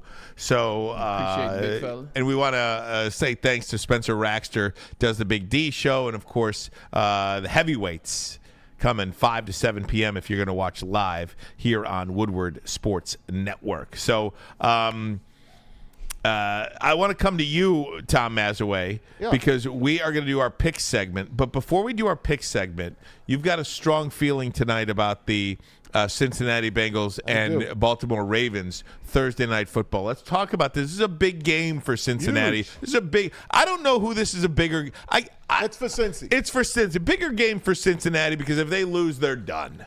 They can lose maybe 2 more max games for the year out of the 8 that remains. But it would be great if they could beat the Ravens. They had them a month ago in Cincinnati. It was about 80 degrees that day. It was the game of the day. Back and forth they went. Joe Burrow had a great day. Jamar Chase had a great day. But they let it go to overtime, and they blew that game. The Bengals called an awful game offensively at the end of that game. And Baltimore wound up beating them 41-38 in overtime. Listen to these numbers here just from Baltimore playing at night. First of all, they're 8-0 on Thursday Night Football. 8-0. And how about this? Under John Harbaugh, they are 21-3 all time in primetime games. Tonight, they rock their new purple helmet. You'll see the new logo on that. It's their, what do they call it? The alternate helmet. So they're going to be pumped. The people in Baltimore come out. That place is a zoo to play in. It's going to be fun. It's going to be like going to the jungle in Cincinnati, except they're going to Baltimore. These two teams do not like each other. The Cincinnati Bengals are getting 6 points tonight. I love them even up. How about that? I like the Bengals to win this game straight up, fellas. Welcome to the jungle. I used to hate playing them because every time you heard that doggone song, they scored a touchdown. Chad Ochocinco or T.J. Husmanzada then went off for Rudy Johnson, one of the running backs they had. But Matt, you're absolutely right. It's the Cincinnati Bengals. This can save their season. Like you said, they can lose a game or two, but this gives you confidence. This allows you to move through the second half of the season a little better. Oh, we beat Baltimore. We beat Lamar Jackson, who's probably currently the betting on favorite for the MVP. Yep. It'll be a big win for them, big confidence boost, and it's a win in the division, which isn't won yet. No, they need it, though. Yeah, 100%. It is not won yet. They So can it's a even big their game for record the at Bengals. 4-4 too, so that's big. It's a bigger game for the Bengals, but it's not a small game for the Ravens. I don't care. Look, they have 3 losses, including 2 weeks ago. They lost to the Cleveland Browns. You saw what the Cleveland Browns looked like this past weekend. The Ravens' defense has not been the same. Last week they got a 41-10 win over the Broncos, but the Broncos aren't a team like that. So this is a good test for the Ravens. Last time they played, Ryan, they tried to give the Bengals this game, and in the end, Lamar Jackson prevailed. No doubt about it. All right, guys, let's do it. Let's do our pick segment. Tom Mazaway, I'm going to come to you as I write down the picks. We should call this do the we have KG Pete? segment. Do we have Pete's picks? I have Pete's picks. You I have do. Pete's picks. I do. Okay. Let me go over the stats first. Yep, please. KG 43 wins. Yes, sir. I have 37 wins, so I'm 6 off. Braylon's 32 wins. That's over 500, by the way. Ryan is pulled into 4th place, Look at 29 that. wins, back-to-back weekends. Good for you. Slow and steady wins. 10-4 in my last 2 weeks. And Pete's I'm 27 heating up. wins, Okay. pulling up the rear, but getting closer to 500 Heating ball. up. All right, let me get my to Pete bury picks you over this here, week. and then I will go game by game. Let's start it off with the Patriots at the Bears. Why did I pick this game? Because it's NFC North. Bears are favored by 6 in this one at Soldier Field, Ryan. I don't think the Bears should be favored by 6 over anybody. I'm going to take the points in the Pats. Drake May is actually playing some pretty decent football. If they could get any playmakers, they do have something. They got to get the coach right. They might have the quarterback right. Yeah. If they can get the coach right, they may have something there in New England again. I'm taking the Pats. This is a team that seems like they've quit on their players. This team seems like it's quitting on Eberflus, whether it's the situation on the Hail Mary 2 weeks ago or whether it was DJ Moore, who in the middle of a play. It's a dumpster fire right there in Chicago. That's what it seems like. So I'm taking the Chicago Bears. I'm taking them out there. I think they got to figure it out. I think this has to be a game. I'm going with the Bears. Kenny? Bears season over. This is easy. Give me the Pats. Pete's going to take the Chicago Bears? Oh, shoot. I'm taking the Bears. No. No. Too late. What do you mean? It's not. My pick's not over. Too late. You can switch it. No, it's cool. I'll stick with it. I'll take the Patriots as well. Ooh, Maz. First time Mazzy. picking against the Bears. Tom Mazzy. 6-point spread. Crazy. Here we go. Vikings at the Jags. Jags are getting 4 at this moment because there's a rumor that Trevor Lawrence isn't going to play and he might be done for the year. So the Jags at home getting 4 from the Purple Gang. It's up to you, Bray. Purple Gang. Give me Purple Gang. I see this as a major game for Aaron Jones. All right there, Kenny. Oh, so me. Let me get the Vikings. Vikings. That's easy money. Pete will take the Vikings as well. So will I. Clean sweep. You can do a dollar bid here, right? No, I'm not going to just tank a game to tank a game. Minnesota really showed me a lot coming back last week in the second half when nothing was going right for them in the first half. I like Minnesota. They're going to crush Jacksonville this week. You talk about teams that have quit. I think the Jacksonville Jaguars have quit on their head coach. All right, let's go. This one's a good game. This is an old school good game. Used to be AFC East game. The Buffalo Bills in Indianapolis against the Colts. Colts are getting 4 at home. Kenny. Colts at 4. Getting 4 at home. See, I don't want to go Colts again. You know what? Give me the Colts, man. Why not? Give me the Colts as well. Pete wants the Bills. Ryan? I'm going to go with Buffalo in this game. I'm going to go with Buffalo. I've been on the Colts bandwagon the last 2 weeks. I'm going to jump off it just for a week. Okay. I like Buffalo on the road. And Braylon, you got the dollar bid here. There's only 4 individuals that are up for MVP, and one of them is Josh Allen. I can't believe you guys would take this Colts team who don't even know who their quarterback is. I took Buffalo. Not you. I'm talking about these guys. This is blasphemy. I'm taking the Bills. All right. And this is me, who doesn't like Josh Allen. All right. Let's move on. Next game. The Broncos at the Kansas City Chiefs. Chiefs, 8-0. 8-0. And they're favored by 8 at home. I'll go first. Give me the Broncos. Maz, I'm not mad at you. This is one of those where you just have to hold your nose and don't even watch and just wait to see the final score. Give me the Denver Broncos as well, plus the 8. Give Pete the Broncos as well. Wow. KG? It's on me. What's the number? What's the line on this? 8. 8. Ocho. Give me the Broncos, man. That's a begrudging. Free game. I'll take the Chiefs. There you go. There's a pick. There's a game to pick up. Now that's a freebie. It Right. It really is. All right. Who's over here? Who's over here having a conversation? Oh, it's just Mike and Jesse. Oh, Mike and jeez. Jesse. All right, let's go to this game. This is like a playoff game. The San Francisco 49ers coming in off the bye week in Tampa Bay, taking on the Bucks. The Bucks are getting, ready? 5.5. Ooh. Ryan? Hold on. You know what you didn't mention? Christian McCaffrey, ladies and gentlemen, has been practicing. He has been practicing. I'll let Braylon lead this one off. I'm going with the Bucks. Bucks plus 5.5. I'm going with the Bucks.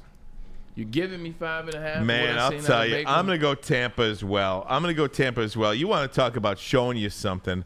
The moxie of Baker Mayfield on that final drive in the rain against the Chiefs on the road. Oh, give me the Tampa Bay Bucks at home. Absolutely. Well, let me ask you this, Ryan. Or was that a disheartening loss for Tampa? That could be. We'll see. It's a coin flip. Yeah. I'm Literally. We'll see. I'm sticking with Tampa, Ryan. Kenny, you're up. All right, I'm going to try and pick up a game on y'all. Give me the Niners, man. What's up with it? Okay. All right.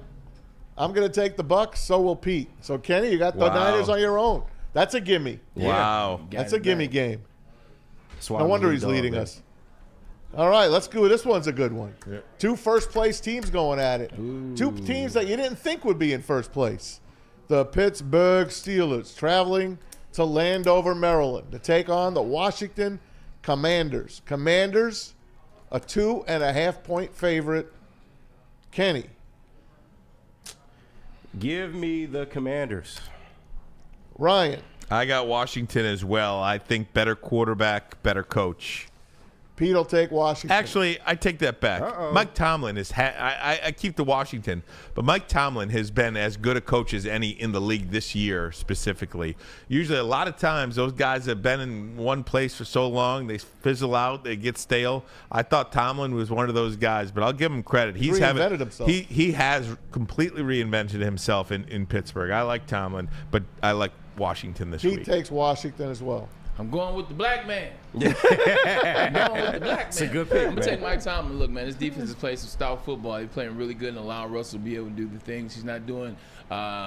He's not doing it all by himself. He's led by the defense. Give me the Steelers.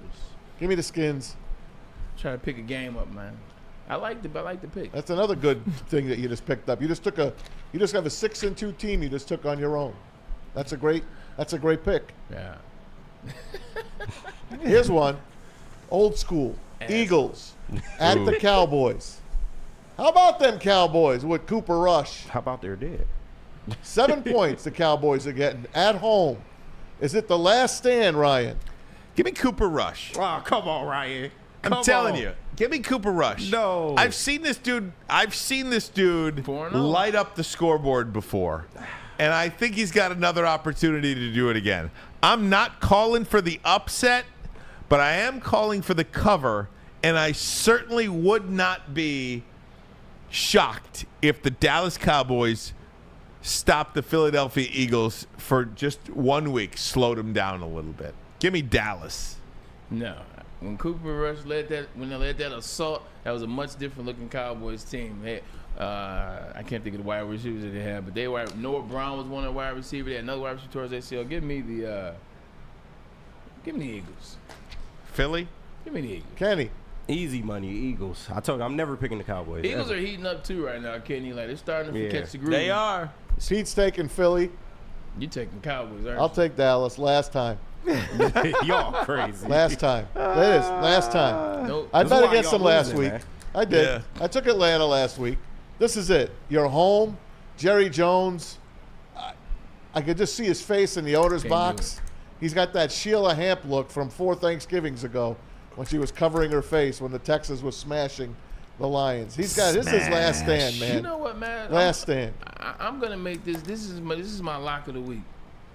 Philly? Philly is my lock of the week. I think Philly might win. This is going to be one of those embarrassing moments where you just see the This whole. could be the end. This might be it. Like you see a whooping 40, kind of like how the Lions did them, 40 to about 10. If they get buried, I don't think Mike McCarthy lives. And that's what I'm saying. I think this is the blow-up game. Problem is they don't have Dan Quinn anymore to be the interim coach. Yeah. There's nobody on that staff that could really take over. Zimmer? Oh, Zimmer, yeah, I they guess. have Mike Yeah. Jesus. That's Never a good, mind. That's Mike, a good call. that is a good call. I'd rather have Zimmer than McCarthy. Yeah, probably. At this point. Probably. I think this point. this is the end right here. Probably Well, right. I'm gonna ride the Titanic. Okay. And finally, our game, which I think is a tough game, guys. Lions in Houston, Sunday Night Football. The spread is 3.5, 3 and a hook. Texans are getting points at home. I'll take it. I'm taking Detroit. And now, if you have Nico Collins, Stephon Diggs, and Will Anderson Jr., I may have a different pick. But I believe all three are expected to be out. So I just don't see any. I just don't see how they could do it. Forward down the field. Hey, All Lions team that will not yield. It's about time. The blue ones. I'm not picking against them. I picked against them last week like a jackass, and it cost me. So, sorry, Lions. I'm back. Here I am. The Lions will handle business in Houston at NRG Stadium. I don't even have to ask Kenny. Just put his down. Detroit. Put Beats down. Give me Detroit. Yes, no kidding. I already wrote the clean sweep. Look what I wrote. I got 4 Detroits with an open space for Maz because I just don't know. He wants Houston. Come on, Maz. I know you choose want, your words differently. I know He wants Houston to cover the spread. I know you want Detroit. I think in your heart of hearts, you are thinking Houston is going to play pretty good in the red jersey. Give me the Texans. You wild. Ooh, do the Texans win the game? Well, he's got that hook. He's got the hook. Yeah. Lions by field goal. He's got the benefit of the hook. My dream would be Lions win by 3. That's it. Actually, my dream is Lions win by 53. Right. Yeah. All right. Because Right. I just love watching them go up and down the field. That's Right. all. All right, guys, we're going to take a break. When we come back, are we doing Dr. Pierce? We'll do Dr. Pierce coming in next. We'll do that. Or we can do a little Michigan. College football. Yeah, I'd like to get 10 minutes. Let me do a thought on Michigan, and then we'll get Dr. Pierce at 3:35. How about that? Perfect. But first, a message from The pregame show. The pregame show. We've got Woodward in Maine, Matt Broder, and Terry Foster. They kick off game days with us right here on Woodward Sports at 8 o'clock. And then, of course, the pregame show, Sean Belegian and Neil Rule. That is actually going to be at that is going to be at Hayes Social Sunday night. So you've got pregame show, watch party, postgame show, all at Hayes Social this week. At Stick's Place. Absolutely. Brought to you by Sabbath Coffee, Tullamore Dew Irish Whiskey, New Holland Brewing Company, and Les Stanford Chevrolet Cadillac Buick GMC, and Taller, your local long drink. So we've got it all for you coming at you this Sunday. Stop searching for a vehicle and start finding one. Les Stanford Chevrolet Cadillac makes it easy. We harness the power of multiple dealerships and own the biggest selection of GM brands in the area to get you the car you need. With the Les Stanford Group, you'll have access to 4 different dealerships, providing you with more makes, more models, and more choices. We're connected to more than 1,000 vehicles. And with so many high-quality CPO vehicles available, you'll find new car quality at pre-owned prices. You can start and end your search at lesstanford.com today. It's the New Holland Brewing Company Lions pregame watch party. Every Lions home game live from Second Best Bar, Detroit. Enjoy the pregame hype with a live broadcast every week with Woodward Sports personalities like Neil Rule, Sean Belegian, and the Heavyweights.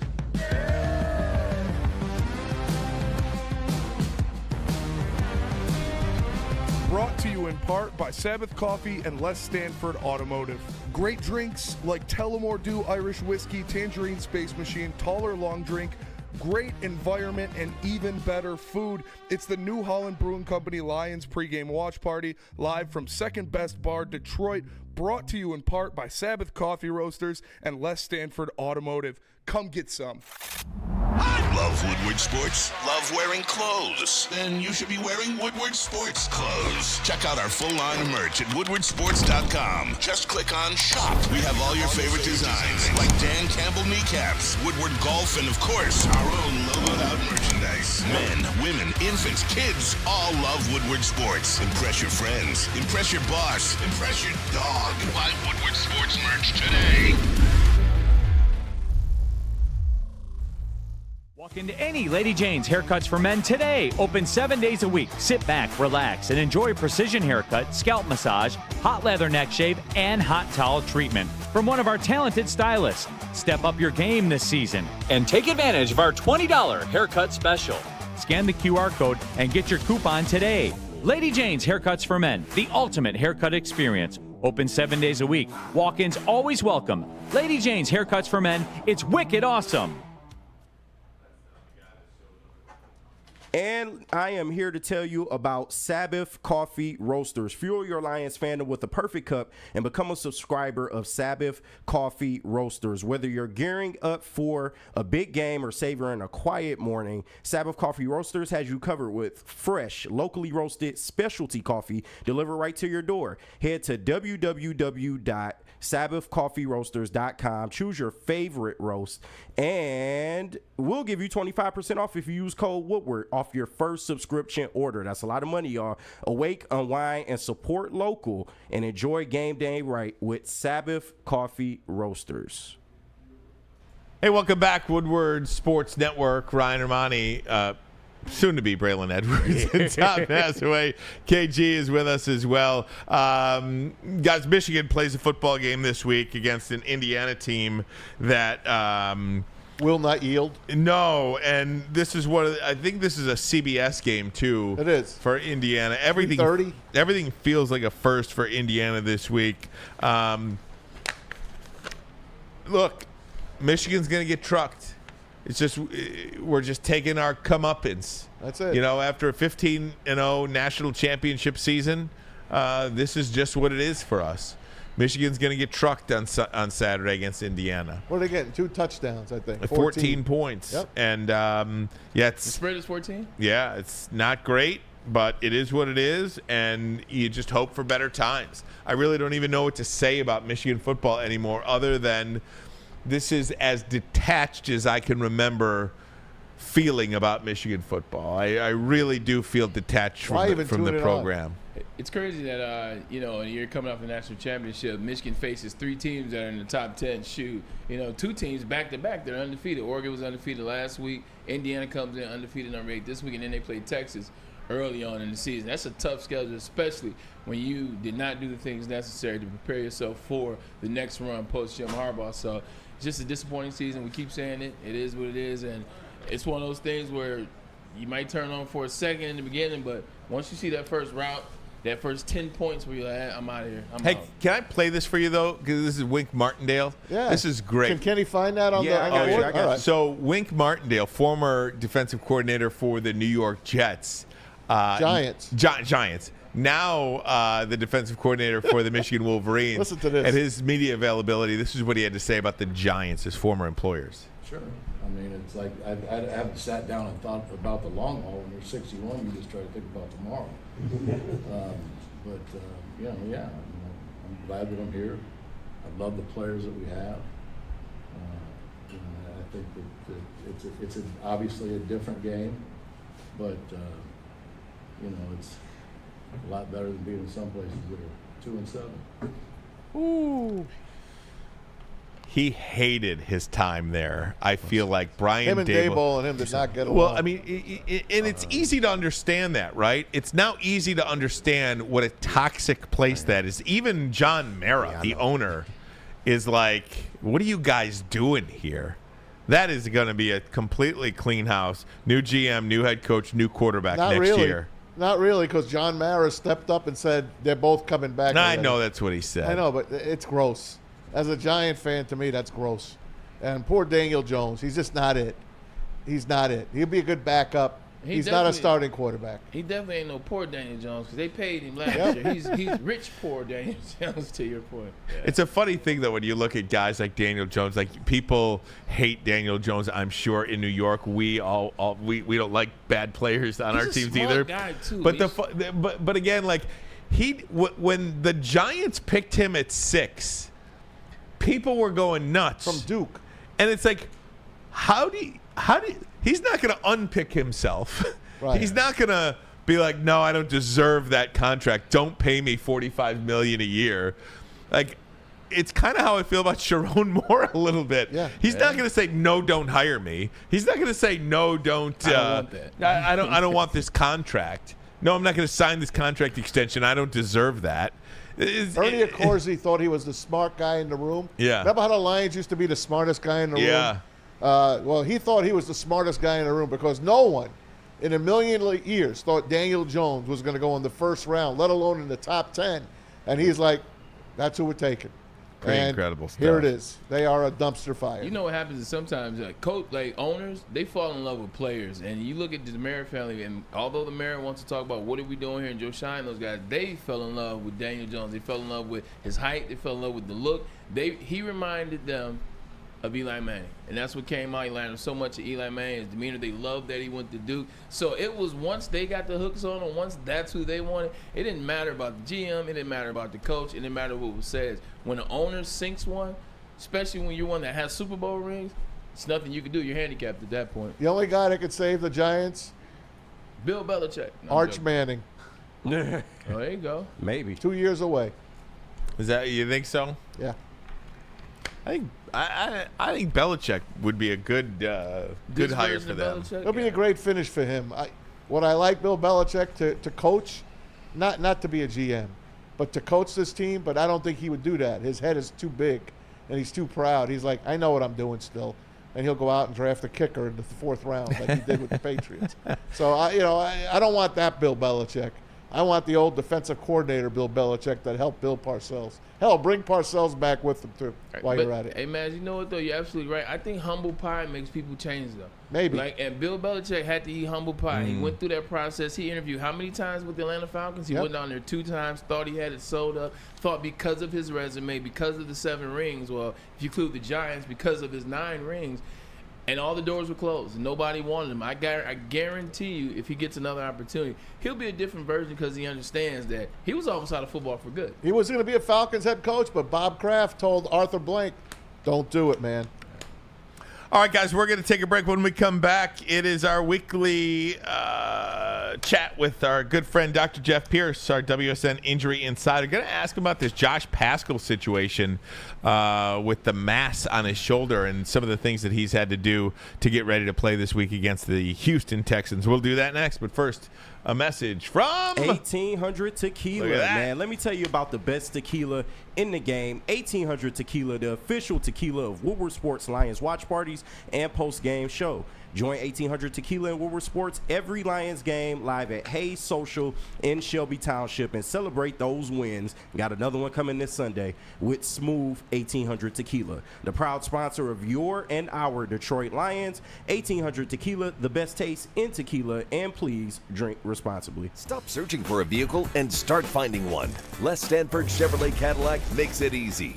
We harness the power of multiple dealerships and own the biggest selection of GM brands in the area to get you the car you need. With the Les Stanford Group, you'll have access to 4 different dealerships, providing you with more makes, more models, and more choices. We're connected to more than 1,000 vehicles, and with so many high-quality CPO vehicles available, you'll find new car quality at pre-owned prices. You can start and end your search at lesstanford.com today. Is that an octopus in your pants, or are you just happy to see me? See what I did there? Go Red Wings! From Octopi Experts Woodward Sports.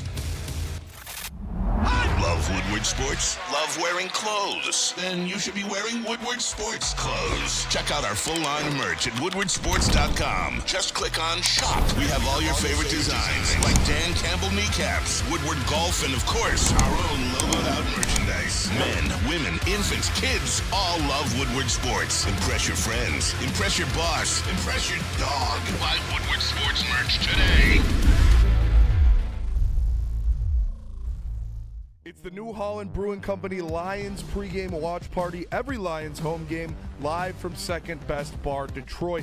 Enjoy the pregame hype with a live broadcast every week with Woodward sports personalities like Neil Rule, Sean Belegian, and the Heavyweights.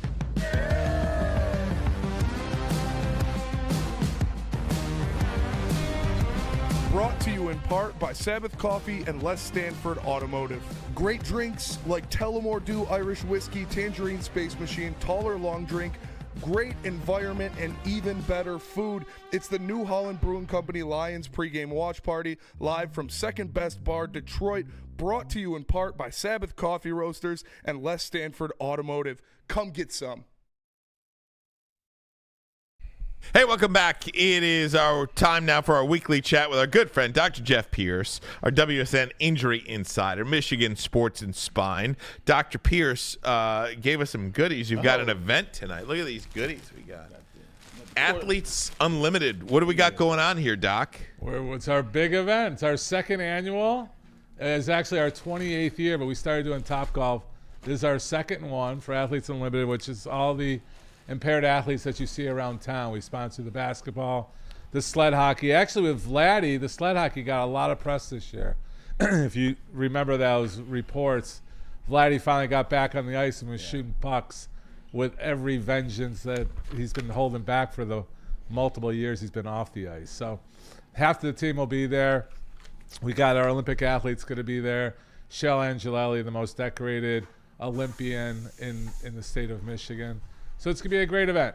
And we still have people, if you want to stop by, say hello, meet the entertainers like Braylon and all Woodward Sports is going to be there. It'll be fun. We'll be broadcasting somewhat from there. But we're pretty excited. We're going to have about 180 people. We went last year, and it was a lot of fun. It's a tremendous cause, obviously. We talk about it all the time, and we'll talk about it now. But it just was fun. Took one of my homeboys, Max. You guys know Max. And he was like, Is that Vlad over there? Like, Max never asked to take pictures. He's not the picture guy. We go to Pistons games, Lions games, whatever. That's the first time I ever heard him ask for a picture, and it was a great time. So he'll be with me again, Joe. It's great, man, to get out there and do some great things in the community. And I'm so appreciative for you, Doc, and all the great work that you're doing. It's pretty incredible. And I'm sure it's just as humbling for you and in your team as it is for the people that you're actually helping and benefiting from an event like this. Yeah, I mean, we have I'm excited. You know, I told the story at the beginning when we started the charity. I was all worried about the athletes coming out, the Red Wings, the Pistons, the Lions, all that stuff. And we've had all of them out there over the years. But right now we really focus, like what Braylon said, you're seeing the actual athletes, the impaired athletes, and what they're going through in a day to kind of get out there. And it's cool because, my kids get up and speak, and, how humbling it is and how much we take for granted. And you see something like that.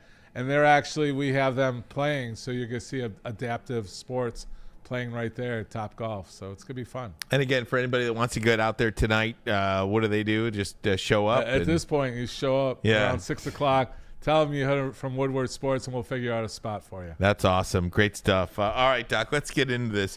So Josh Paschal has been off the last couple of weeks. Apparently, there was a mass that they found on his shoulder. Now, in college, he had a cancerous mass. This is non-cancerous. I want to be clear on that, but they wanted to take it out. He's been out the last couple of weeks after that surgery as he built up strength in the shoulder. What do you know about a surgery like that, or when you have a mass on a shoulder like that? Yeah, I mean, we keep saying mass. I mean, the mass all sounds scary. Cancer sounds scary. What typically goes is the depth. What kind of depth? Like anybody is out there. I mean, this is a great moment for the listeners to understand that those little marks and little bumps and stuff on your body, you need to check it out no matter what age. I mean, I'm guilty of not doing it myself, but the precancerous, if you let that stuff go, a lot of it is going to become cancerous. So he's already been known. He's already at risk. You're already, taking that into account. So I think the big message from this is that if you do have things on your body that look like they shouldn't be there, odds are they shouldn't be. But I don't, not everything's precancerous. As far as why he's been out, when you have the depth, you have to have that area to heal. right? So you actually like scoop it out. So a lot of these masses are you want to go for clean, what we call clean margins. So you scoop out the actual mass, and then you want clean margins around it. So if it is cancerous or precancerous or just a cyst, you want to clean out that whole area. So it sounds like it's probably pretty deep into that area. So you want to, it's not like you just fill it back up with a little liquid or a little fat tissue from somewhere else. You have to let that thing heal. And on the shoulder, it's an active joint, so you're worried about it reopening and getting infected. Any concern, I guess, moving forward? I guess there'll always be a concern, but...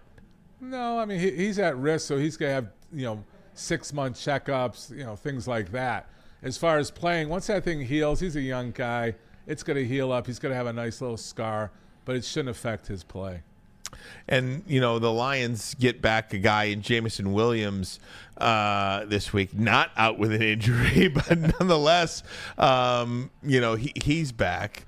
So it's a good week for the Detroit Lions. Yeah, I mean, you got the big new guy coming in. Yeah, what's his Za'Darius Smith? Sorry, I blanked out on Za'Darius Smith for a moment, but yeah, they've got him coming back. Lions relatively healthy team, which at this point in the season, that's pretty darn good. Yeah, I mean that's what they're talking about. I mean, you're listening to all the chat about the Lions. It's healthy. When do you peak? It's peaking now. Lions will be winning the Super Bowl today. Can they win it when the Super Bowl comes up? That's all what you're saying. I mean, when we're healthy, we look great. Like what we talked about at the end of the season, the following season, it's all going to matter. I mean, obviously, we heard great news about Hutchinson. Hutchinson's been in the locker room. That's huge just for morale purpose and for his mental purpose. So those are all there is. It's almost everything's positive. Even the slight injuries that we had the slight injury to Montgomery. He looks like he's working through it. He's getting the secret sauce. He's getting that ankle wrapped. A little bit of a groin.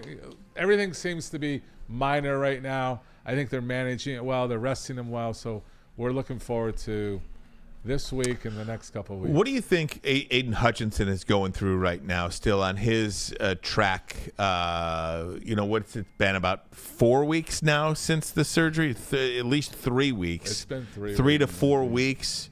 What does that process look like for him?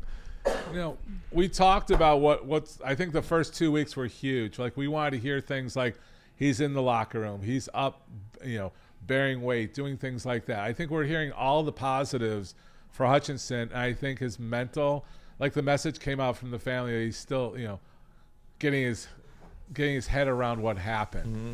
I think that was like the first step, and now that he's doing it, I think he's happy in the locker room. I mean, it's been pretty quiet, but he's also coming out just sporadically. So I think he's right where we predicted for a good comeback. Again, it's that 4 to 6 month thing. Can he do it under 4 months? I don't know. I know it's going to be under 6 months, but under 4 months is going to be difficult for him to return. Talking to Dr. Jeff Pierce, our WSN injury insider. We look at this game against the Houston Texans, and I guess it's still up in the air whether or not Nico Collins is going to play.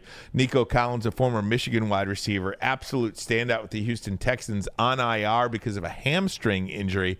These hamstrings are pretty interesting. Dak Prescott went out with a hamstring injury. It looks like he's going to go Mike Evans for the Tampa Bay Bucks went out. Nico Collins out with a hamstring injury. Why? Yeah, I guess so many hamstring injuries this late in the season. I don't know. We've said this before. You don't know. Actually, the hamstring injury, obviously, it's from your buttocks down to the back of your knee. You're looking at a large muscle, multiple muscles, ligaments. It's not just like one big hamstring. It breaks up into different areas. And then we've talked about where it is and how limiting it is when it's closer to the attachment as far as mid-belly. So all these things are nagging little injuries right now mid-season where they're making the decision we're not in that playoff run yet. Let's keep these guys healthy for the end of the season. So I think some of these nagging things right now we're holding back to rest. But I think if these start happening towards the end of the season, we're not going to hear about it. You're going to hear about the secret sauce and getting these guys back healthy. As far as what's going on, the game's becoming more explosive. Your hamstring's very important when you're playing an explosive sport. So, you're talking about wide receivers. They're cutting. There's just more resistance. These guys are getting up on them. So there's no clear explanation. Like we talked about sports hernias when they were just rallying through hockey. It was the training. Is there certain training going on? I don't think so, because we're so aware of the anatomy of the hamstring. So it's a little unusual. I think it is that we're being more safe than sorry. Let's rest him. He's having a hamstring. He's, steps off, things like that. Hey, Doc, switching gears real quick. Turn to your Red Wings team. Is the coach the right coach? Yeah. And I know I'm putting you on the hot seat. Wow. Is the coach the right coach? I've met him a couple times, and I'm not his friend, but okay. He's Stevie's pick. Right. Right. And with Drapes and Mulps and all the guys there, they say he is, like some of the news from the ins. This guy has more hockey smarts than most, and he was supposed to be able to relate.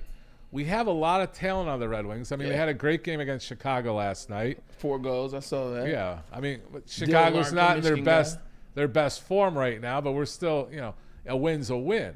Yeah, we'll take it. Yeah, we're definitely taking it. But that's why I asked you about the team. I asked you, was the coach I know. coach? I'm avoiding the direct answer. I'm not mad at you. I've learned from the best. Hey, look, I get it. No, it's a question you ask because you saw the momentum that they had last year. You know what they brought in this year. You just want to see them kind of take that step, and it just always seems like, not always, season just started, but it just seems like they don't look any different than they did last year. No, and the thing was, we were with them. They were all up for a game up at U of M, and were you there that day? Anyhow, they just seemed like so together. The team's playing together. It's that whole, kind of like the old days. And, I was with Drapes and a couple of the guys talking about that this is what we would do. All the guys would get together. We were a team moving together forward. And I thought, like, boom, they're going to come out and, like, crush it. And they're coming out a little, they're not on a second gear. They're not on a second gear yet. So, I don't know. But yeah, I want to pick on the Eagles too with my buddy here. I know. I was just going to take you there. You got you got an entourage in the house here today. What's going on? What do you got? Who's your buddy? Yeah, we're excited about all that stuff that I'm doing where we're spreading the word around the country. Yes, you were in Tennessee a couple of weeks ago. Yeah, we're in Tennessee. We're in Florida. We're going to be back in Florida next week. But just something for Michigan Sports and Spine and the company that we have for the nursing homes, bringing that philosophy to the nursing homes where we're doing, life isn't supposed to be a spectator sport. We do that for disabled athletes, but also for the elderly. Nursing homes are not a place that you're going to go to pass away anymore. It's a place where you go to rehab and return to your community. So I've been pushing that philosophy. I met a group of guys. One's out of Philly, one's out of Chicago, one's out of New York. And some pretty good sports towns. Yeah. And we do. I think one of our initial talks was "Go Fly Eagles." I'm like, what the hell is that? We're the Lions. Eagles fly. Is that what it is? Yeah, he won't acknowledge that we're talking about him right now. But fly Eagles fly. Thank you for correcting me. But we're pretty excited. We'll announce it here. We have a bet that when the Lions beat up on the Eagles in the championship game, I get to pick wherever I want to eat for dinner. And where would that be? Can I ask you where that would be? What is the top 3? And does it have to be in Michigan? What city is the question?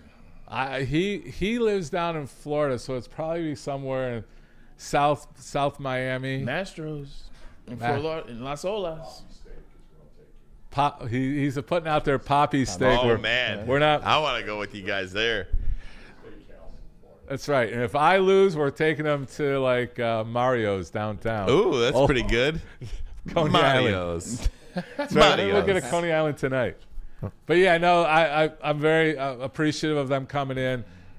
We just created our friendship and partnership, and they wanted to come and see what Athletes Unlimited is about. So I like guys that are on my team that understand the importance of giving charity, and these guys are real charitable. So they flew in from out of town just for the event tonight. So it's pretty cool, and I'm pretty appreciative. So I'll root for the Eagles as long as it's not against the Lions at the moment. Actually, Funny story. He couldn't even communicate to me on Sunday because the Eagles were potentially going to lose. He just shuts down. Apparently, no communication at all. Radio silence. Radio silence, and we'll go from there. Good stuff, But Doc. We're going to try to go down. My son and I are invited down to one of the games in his attire at the Phillies game. I love that. But we got to be picking on the Eagles. I mean, they look good, but I like the Eagles. I hate their coach. I think I think Nick Sirianni is not a good coach. I love everything about their team. I just don't think I don't like the coach. He said And no comment? He said that. He said this drink. Yeah. He is Yeah. not a popular individual. What about your quarterback? Is he popular? Everybody's waiting for him to reappear since 2022. Jalen Hurts. Yeah. There's Mahomes. There's Super Bowl. And then hasn't happened yet this year. So he played very well this one. So we'll see. He's Lions and Eagles potentially in the NFC Championship what I game. had when I the would season not started. be. It wouldn't be shocking to me. That's what I picked. Yeah, it wouldn't be shocking to me. Well, Dr. Pierce, thanks so much. We really appreciate you. Best of luck with the event tonight at Top Golf, 6 o'clock. If anybody wants to head on out there, say Woodward Sports, and Doc will find a spot for you. Bray, get us out of here. Appreciate you guys, man. Look, man, it's good when the gang's all here, and we were today. We appreciate you for jumping in. We appreciate your comments and getting the chat, keeping it fired up from my man Tom Mazaway, who looks like he's operating an audio booth for the first time I've ever seen. KG, who did double duty today. Shout out to Spin More Racks for coming in. We appreciate you. And then, as always, Dr. Jeff Pierce, our Michigan Sports and Spine Thursday Insider. I'll see you in an hour or so, right? Perfect. I love it. Ermanni, we're out. We're out. See Look you at guys that. later. Thanks, guys.